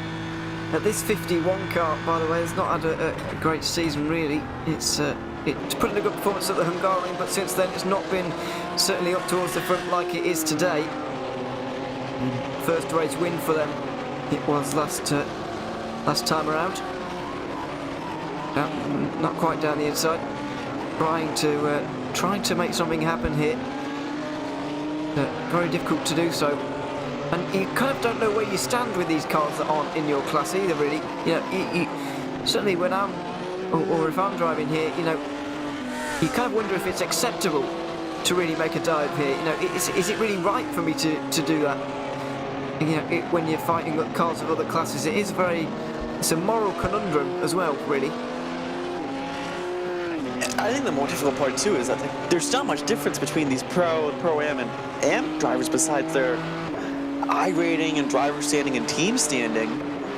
So it's even become more difficult when you have similar powered cars in different classes, and it's hard to justify getting around these cars. But again, like Vector by RSR is probably like wondering what in the world, like why am I being held up by these four? Whoa! That is a big accident, and World of Sim Racing go flying off. A late defence in the face of Vector by RSR has sent them miles off the road.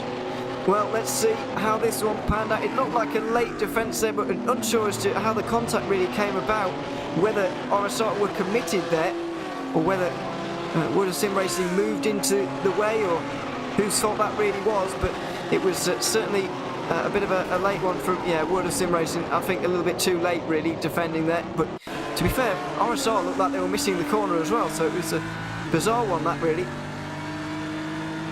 I don't even know if it was the 51 trying to dive up the inside of the 87 too. That's the other. I think they get lucky to escape with just a light tap into the barrier.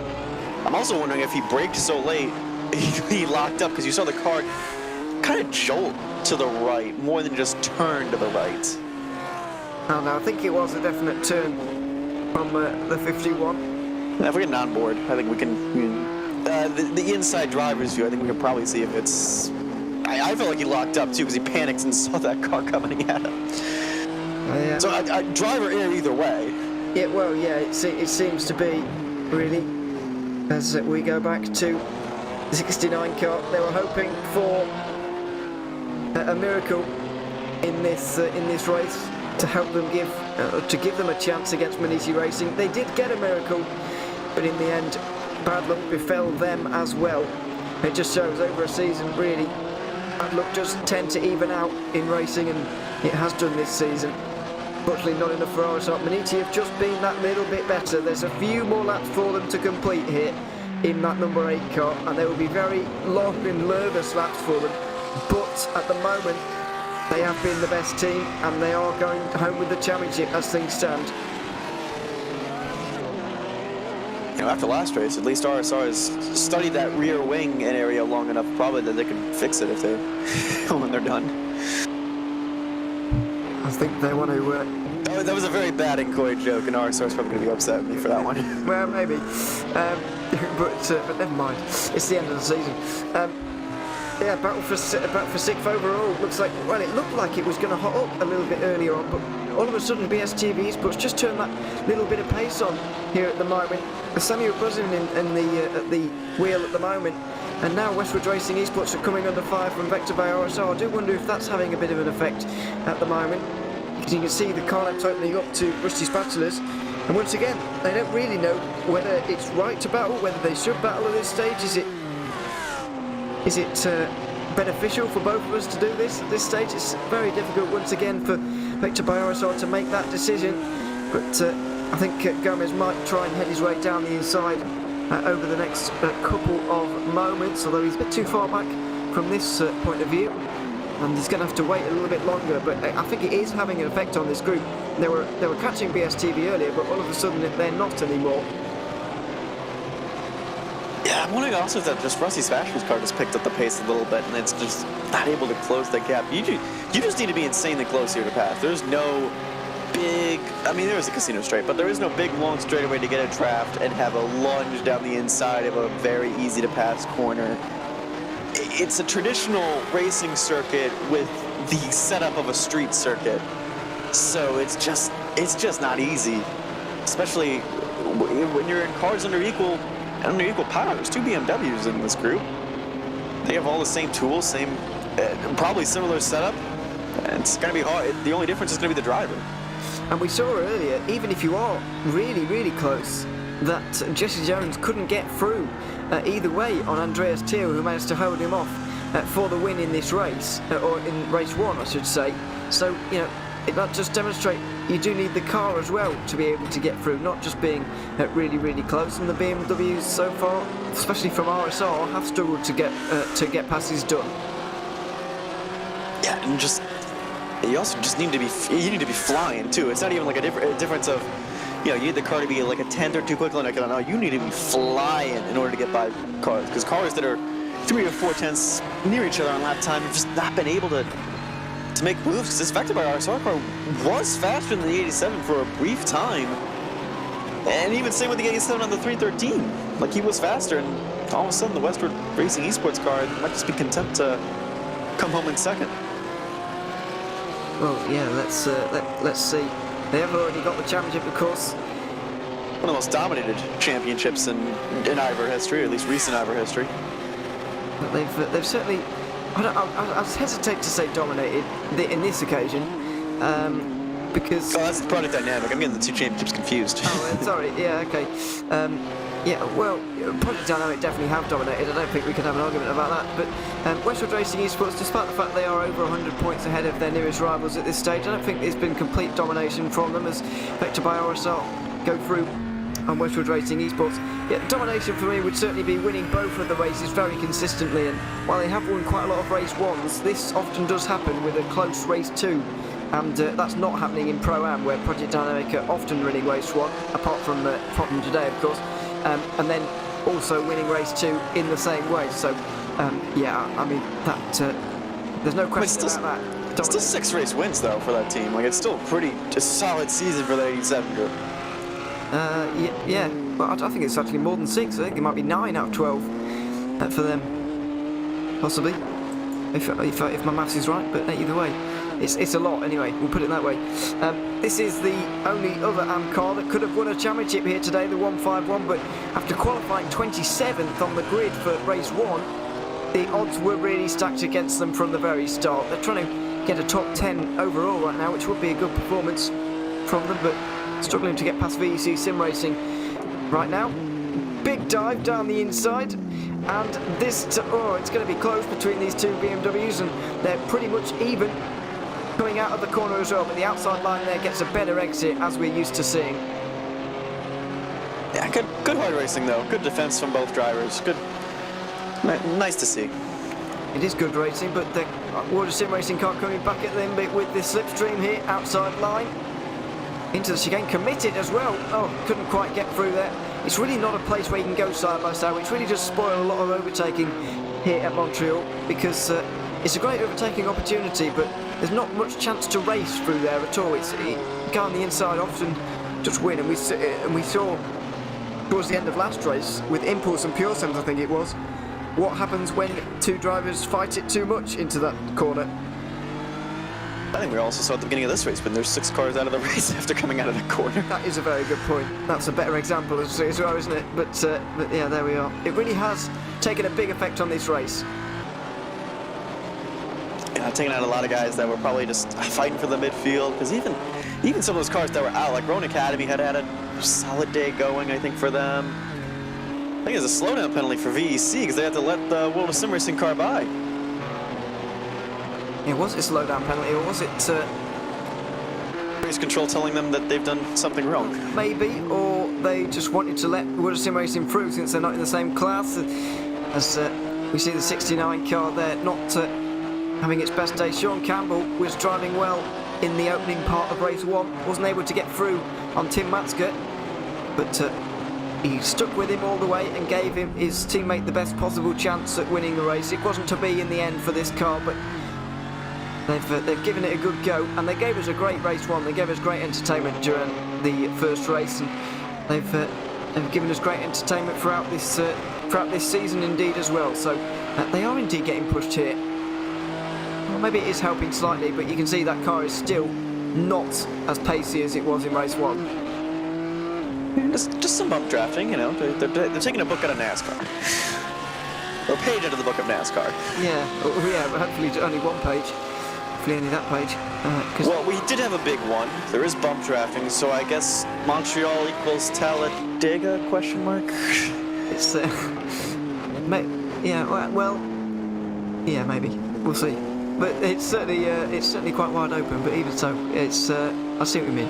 Gomez is trying to get through here on Rusty Spatters. He's been fighting his way through some of these guys in other categories, as we saw with Westwood Racing Esports a few minutes ago, and through he goes there now into 7th position, but it doesn't matter too much really. It's going to be 5th place in Pro for this team, and not much else they can really do in this one, other than having problems. Really, after that massive incident at the chicane, really haven't seen very many, other than, of course, World of Sim Racing and Vector by OSR coming together at the hairpin. But apart from that, there's the cars have really not been getting into each other, thankfully. Vector by OSR declining the bump draft from Rusty Specialists. Oh. I think when you also take so many cars out, it really helps spread out the field, helps get these, and I think that also conundrum spread out the field a lot, because there was a lot of drivers that went through that accident clean that ended up at different parts of the track than they probably wanted to be. Because that was midfield too, that big crash, and even those guys that have had issues throughout the day now had to get slowed up because of that accident, so now they're further behind than they want to be. Just spread everybody out. It has, unfortunately. I mean, Sorry, go on. It's a gift to some of these guys. Like for Impulse Racing, like this is that 256. I think is going to score more points in this weekend than they would have. I think they've scored all season. Quite possible. Really. It's been a bit of a strange race in many ways. This one. Very strange one, I have to say. But either way, only 5 minutes before the end now. The top 3 are separated by 5 seconds, but RSO are going to run out of laps to try and chase down the leaders. It wouldn't really affect anything championship-wise, but it would be nice to see a fight for the overall win. It's not going to happen, but RSO have done their best here today. I think if they'd have qualified a bit better, then it might have been a better day for them, but in the end they didn't qualify better, and so they've got to face the consequences of that, unfortunately, as we see again. 69 car, their pace is not bad, but I feel like it's being helped quite massively, actually. I'm not even sure if this is allowed, to be honest, from RSR. I know they are teammates, but yeah, I mean, it's there's nothing in the rules that says it isn't allowed. Well, that is true, but yeah, their pace is not bad, but I think it's almost solely because they're getting pushed along here. Yeah, I think they're qualifying to come back to kick them. I think, and honestly, we need to praise like Tim Matzke for that incredible lap. He had 3/10 up on the rest of the field, and that 3/10 difference would have been from 2nd to 10th. So I think that went right from Manizzi. And even in the Pro-Am and Am categories, like the qualifying went so that they were towards the rear of the field, so the pro cars can all fight amongst themselves instead of this kind of mix-up that we're seeing here. So it's just, like a lot of these little things that you don't think about, all of a sudden like come to head, and like they create the weekend. Yeah, absolutely. Only 3 minutes to go now. The penultimate lap here. Well, it's going to be quite a close run thing as to whether we get 3 more or 2. It's probably going to be 2, looking at the track map. So yeah, 2 laps to go in this season, it seems, as we go over the line at the moment. But BSTV Esports getting out of the way here sensibly. They do not want anything silly to happen here with Vector by OSR that would cost them an AM race win, so very sensible from them there. I'm going to say the gentleman award for the day does go to that number 4 machine, getting out of the way of pretty much every other class person that's come up to them and just running their own race, just minding their own business. Well, you say it's gentlemanly, it's basically effective for them to win races, I think, more than anything. as World of Sim Racing get through on Westwood Racing Esports for some reason. That is not a class battle, by the way, but it's Pro-Am getting through on Am, and I don't think these guys are the slightest bit bothered since the fact they have won a championship here this afternoon. I think they're very pleased with themselves, in fact, so yeah, I mean, I don't think they're too disappointed at all.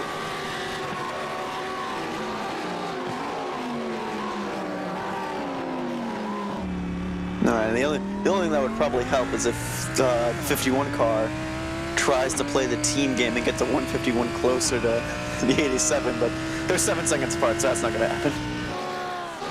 No, it doesn't look like it. As we go into the final chicane for the penultimate time for Impulse Racing. As I mentioned, it has not been a good season for them, and they've had quite a lot of bad luck today, but they've shown their worth in terms of pace. They are very quick indeed, and they're going on to the final lap now. Pressure's still on because Project Dynamic are chasing them down, and it's a great showing from that Pro-Am car, but in the end it's going to be Impulse Racing showing their worth and getting a deserved victory. It's been a disastrous season, and they'll be glad to have something to show for it. Yeah, and they almost double their point total. They move up a little bit in the point standings, and again, for Impulse Racing, it just was a bad day in race 1. Like, they wanted to scratch that from their memories completely, and this is gonna make up for it for sure, especially with the pace they've had out front, because like Team RSO have been in clean air for what, 45 minutes almost, and really not made a dent in their lead. No, not really. Been very consistent driving up towards the front. Not quite the all-out battle that we saw for a whole hour in race 1. But Impulse Racing has still had a lot to do in this one. Basically decided throughout the pit stop cycle, we didn't quite get to the bottom of why Project Dynamic lost so much time. Could have been a slowdown, could have been the fact that they were in traffic. But Impulse Racing will not care one bit because they've got that 2-second cushion that they've been sitting on throughout the second half of this race at least. Into the final chicane and the final couple of corners of this championship for the Lamborghini. It's a 1-2 for Lamborghini, and it's Impulse Racing who are going to win the final race of the IVRA HyperX GT Sprint Series here at Montreal. Race 2 goes to them, the Pro-Am victory to Project Dynamic. Of course, champions in that category as well, as we see Rusty Spatzers and World of Sim Racing all of a sudden together on the final lap for whatever reason. 8th place, this battle's over. World of Sim Racing with a very late dive into the chicane, and it's all gone wrong. It has all gone wrong. Rusty Spatzers around, I'm afraid, and Westwood Racing Esports picked their way through. I think World of Sim Racing are not actually going to give the position back in the end. Oh, as Rusty Spatzers try and get back going again. The BMW in the background had to avoid. It all got a bit messy there towards the end, and as more cars come over the line, the 69 car comes over. It's not going to be their championship, unfortunately, for them. It's going to be for Maniti, if indeed they have got to the flag. We haven't seen them cross the line. Here they are, with a damaged car, suspension not quite right, bodywork absolutely everywhere. Andreas Thiel with the crossing his fingers this entire stint that everything goes to plan. They are going to be classified.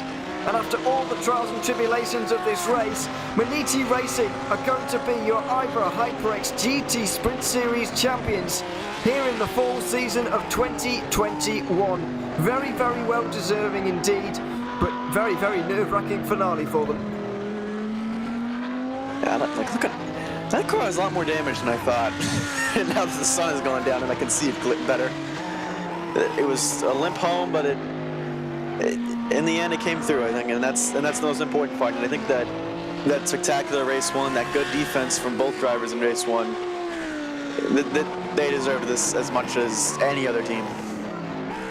Yeah, they certainly did. The margin at the front of the championship will be reduced, but it will be theirs. Impulse Racing take the victory though ahead of Project Dynamic and RSO, who gave everybody a run for their money today.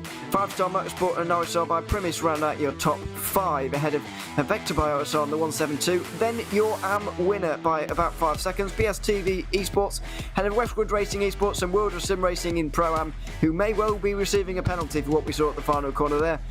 They were ahead of their teammates, who were 10th. Moving on down to 11th, it was VC Sim Racing ahead of the dejected 69 RSR by G Performance team, after being pushed along by their teammates Vector by RSR in the 171 all day long. Rusty Spatters ended up 14th after that late incident. The Triple One Man Performance Junior team rounding out the top 15. Kazar Sim Racing and VC Sim Racing round out those on the lead lap. Nuno Costa and Andreas Thiel managed to get to the end, and be classified, unlike Full Send Racing and another 7 cars who are on the bottom of our timing screen. 2 of the Impulse Racing cars, both Olympus Esports cars. Mats Tug Husfeld in the Team RSO by 5-Star Motorsport Machine, Ronin Academy and Pure Sims Esports, all not finishing and not being classified at the end of this one.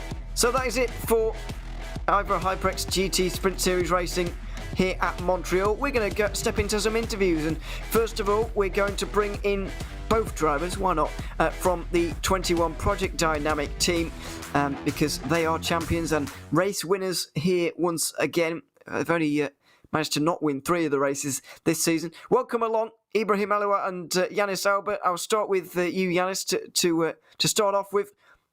Firstly, yep. On the championship as a whole, it's been a very dominant performance from you here this season. Just how has it been from your perspective? How have you enjoyed the championship? How have you enjoyed the fight? It was very fun. Mostly we did very well. Some mistakes, obviously, and let's not talk about Detroit and race 1 here. But otherwise, won everything in our class. Was very fun.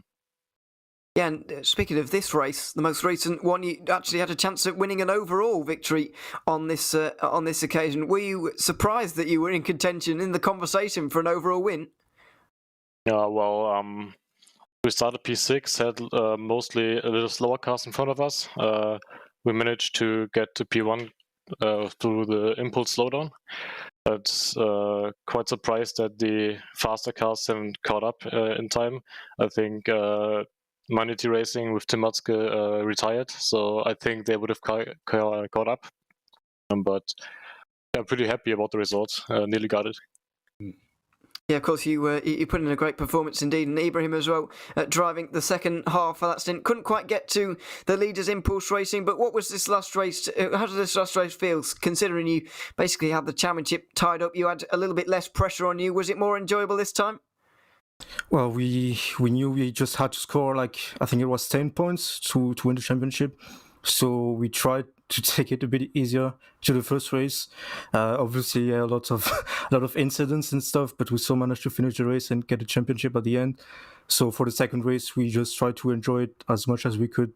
Yeah, shame we couldn't get the win at the end because of a small mistake from our side. But at the end, I pretty much really enjoyed it. Yeah, and on the championship as a whole, how has it been? And looking forward as well, are you going to be competing in the next season as well, which starts in the new year, or what's going to be going on there? Yanis, if you want to answer this one, I don't know. Sure. So we might be looking not as a duo, us together, but with other people, we're looking to maybe do the sprint or endurance season next year. We certainly look forward to seeing you guys there, and congratulations on the championship and indeed the race victory here this afternoon, Ibrahim and Yanis. Enjoy the wins, and thanks very much for talking to us. Thank you. Bye bye. Yeah, bye. There we are, the Project Dynamic team, Pro-Am champions in the end. And speaking of champions, Jonathan, you're with another one of them. Tim Matzke is joining us now. Tim, it's Jonathan in the booth. You have a copy? Yes. Hello. Well, first off, that qualifying lap, did you attach rockets to the back of your car? Because that was 3/10 on second place. How were you able to put that together and make sure you sort of good for that first race? Yeah, well, I had a nice slipstream from the Olympus car, and except that, I just tried to keep it clean throughout the lap because I knew, halfway through the lap, I knew, okay, if I finish this lap somewhat cleanly, it's gonna be a good lap. And I wasn't quite happy with my last chicane. I was a bit too careful. It's always a bit difficult. If you're close to someone, you can't really see the curbs, and then the off-track situation there is pretty tricky. So I was rather taking it rather safe through the last chicane. But I knew that this lap was going to be definitely top 3, top 5, something like that. It was a clean lap, hit the rest of the lap really nice, and had got hooked up to the rear of the Olympus car nicely on the straights, so that helped. I think without the slipstream it would have still been possible to get the pole, so just the qualifying performance was pretty good. Practice came in handy, I think. I have my ritual when it comes to quali preparation, and it usually works out pretty well, so it did again today. I'm pretty happy with that. All right, let's talk about race 1, where you guys and that 69 machine were in a fight the entire way through. And there was lunges, there was, defensive driving, there was a pit lane little exit pass back and forth. Like, how stressful were you guys in the garage and even in the car, just trying to hold off a very angry and a very, championship-minded Jesse Jones and that RSR team? Well, for me personally, first of all, I think I never really... Well, I struggled a bit early on in the race. I had a good gap, and then the BMW came through to P2, and I had a tough time hitting the chicane, I have to admit. I really didn't find my rhythm. The car is brutal over the chicane. I have to say I wasn't really happy with the balance of the car at all. So it took me a few laps to I wouldn't say I ever found a rhythm on that first stint. I managed to go through the chicane without crashing. At some point, quite nicely, and I felt the pressure, yes, but he never got close enough to attack me. And then when Andy was in the car, we knew we don't really need to win this race. We just saw that early on in the stint.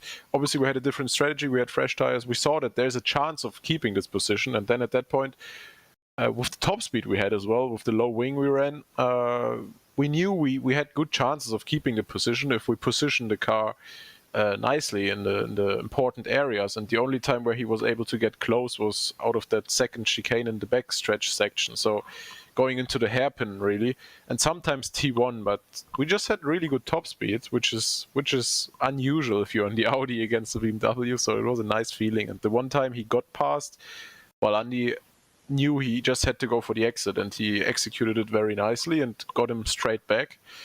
So yeah, there was pressure, but we knew if we keep it clean in the important areas, we would have a good chance with our top speed, and that's what we did. So yeah, it was very important in hindsight that we did fend them off, I think. Because otherwise, well, they didn't really have a good second race, but the 10 points we got extra from that definitely helped against RSO in the end as well. So, yeah.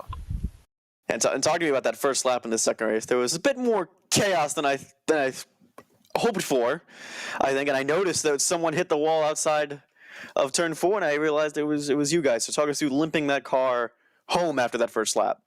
Yeah, well, it was very disappointing from that point onwards. I was we were in for a nice race. I think we already made up like 5 places. It was a bit of a tough start. I don't know what was going on at the front, because after the start zone, we were still like slowing down for some reason. I don't really know what happened there. I managed to find a line completely on the right on the start and finish straight and gained a row, or like gained a few positions. And then turn 1, I got blocked a bit. And then again, it was really close. We were 3 wide going to that first chicane after turn 2. And then, yeah, through that flat-out right-hander, I was a bit surprised by the RSR car I had. He didn't take it flat out. And then I had to lift. Otherwise, I would have hit him. And like with the Audi, it's pretty snappy anyway on cold tires with the low wing we had.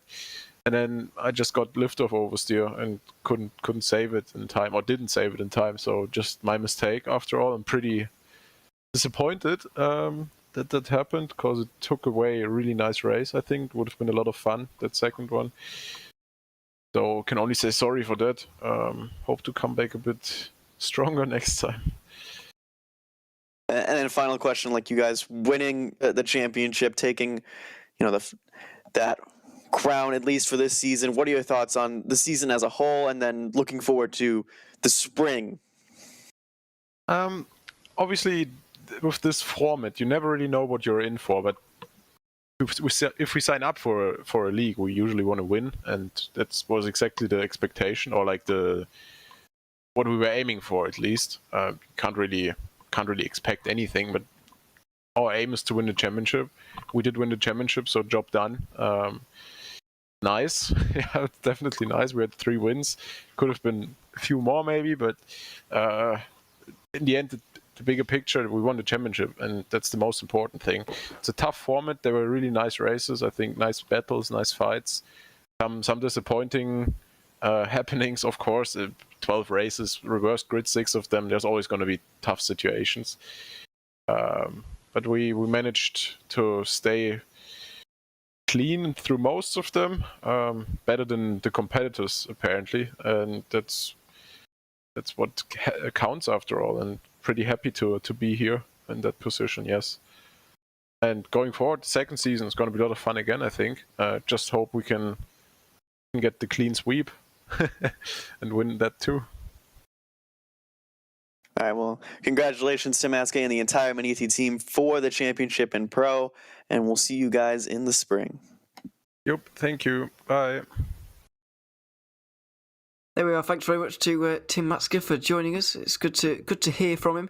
We'll have one more interview, I think. We've spoken to 2 of that. We haven't been able to get the AM winners, title winners anyway, into the booth, but we have got our race winner from... we've got 2 in once here. Right, we'll try that again. We've got the race winner from race 2 into the booth now. Velimir Ponomarenko is joining us as we speak. Welcome along. It's good to have you here. Just talk to us about that final race. It was a good battle between you and Project Dynamic. Yeah, indeed. Before I continue, I want to thank our partners for the great support, Voitire Art, Sim Racing Cockpit, and TRF Labs. And to the race, well, we had obviously a good starting position with P1, who would have thought. And I could catch P2 off guard and kind of get away and create a gap, which was pretty nice, especially in slipstream. It's kind of hard to get rid of the cars behind you on this track. Basically it went pretty well until I got the first slowdown. Obviously not intended. It's kind of hard to guess, where it just gives you an off track and basically nothing happens, or you get a 3.8 second slowdown, so quite a difference there. It was unfortunate. Get another one at the same place. Obviously not the smartest move from me, but it went well. They lost somehow time towards us in the pit stop, so we came out in P1 after pitting, which was pretty good. Obviously, no need to fight there, and Andre did a very good job to finish the race and get the win. Yeah, absolutely. And just talk to us about the season as a whole, really, because I feel like for an Impulse Racing team, you guys are a long way down. You've had a lot of bad luck as a team this season as well. So how has it been? Obviously. Bad luck here and there, maybe questionable fights, which we could have avoided, some things where we just couldn't do anything. I think overall it was okay. Obviously, position-wise, we could have been better with all 3 cars, especially like our car. We had a quite rough start, getting from Pro-Am into the Pro category, but yeah, I think it was also difficult, like especially with the inverted format, where you win a race or get in the top 3 and then you start from the back. You have to get your way through a lot of cars on tracks like Brands Hatch or even here and Montreal. It's not that easy. Obviously, incidents happen. So I think it was an interesting format, an interesting experience, and we definitely learned something from it. Yeah, absolutely. But most of all, congratulations on your victory here this afternoon, and thanks very much for joining us. Thank you too. There we are, Velimir Ponomarenko of the Impulse Racing team. I did say that was going to be the last one, but we'll have one more, because we are going to be joined by the AM champions now, who have just joined us from Westwood Racing Esports. Welcome along, Benjamin Okunkowski and Tim Spesser as well. First of all, Benjamin, I'll speak to you first. It's been a good season for you guys in the Championship, and obviously you've taken that title home as well. It was a little bit up in the air coming into today, but you managed to clinch it. So, what were your thoughts coming into today? How nervous were you about these two races? Hi everybody. We was very nervous. Yeah, we had a little bit of a few points. We had a lot of practice. We have a lot of private sessions, and all. I'm thinking we are proud of ourselves, and that was a nice season, and I think we will there next season in the Pro IM, I think.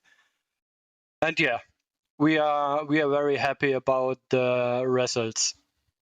That's certainly good to hear as well about you returning. And speaking about today, obviously the championship, given the fact that World of Sim Racing weren't quite on their usual form, it was not really in doubt at any point. But in terms of the races themselves, you managed to hold on for a race 1 victory. Couldn't quite get there in race 2. But how was it today driving out there at Montreal?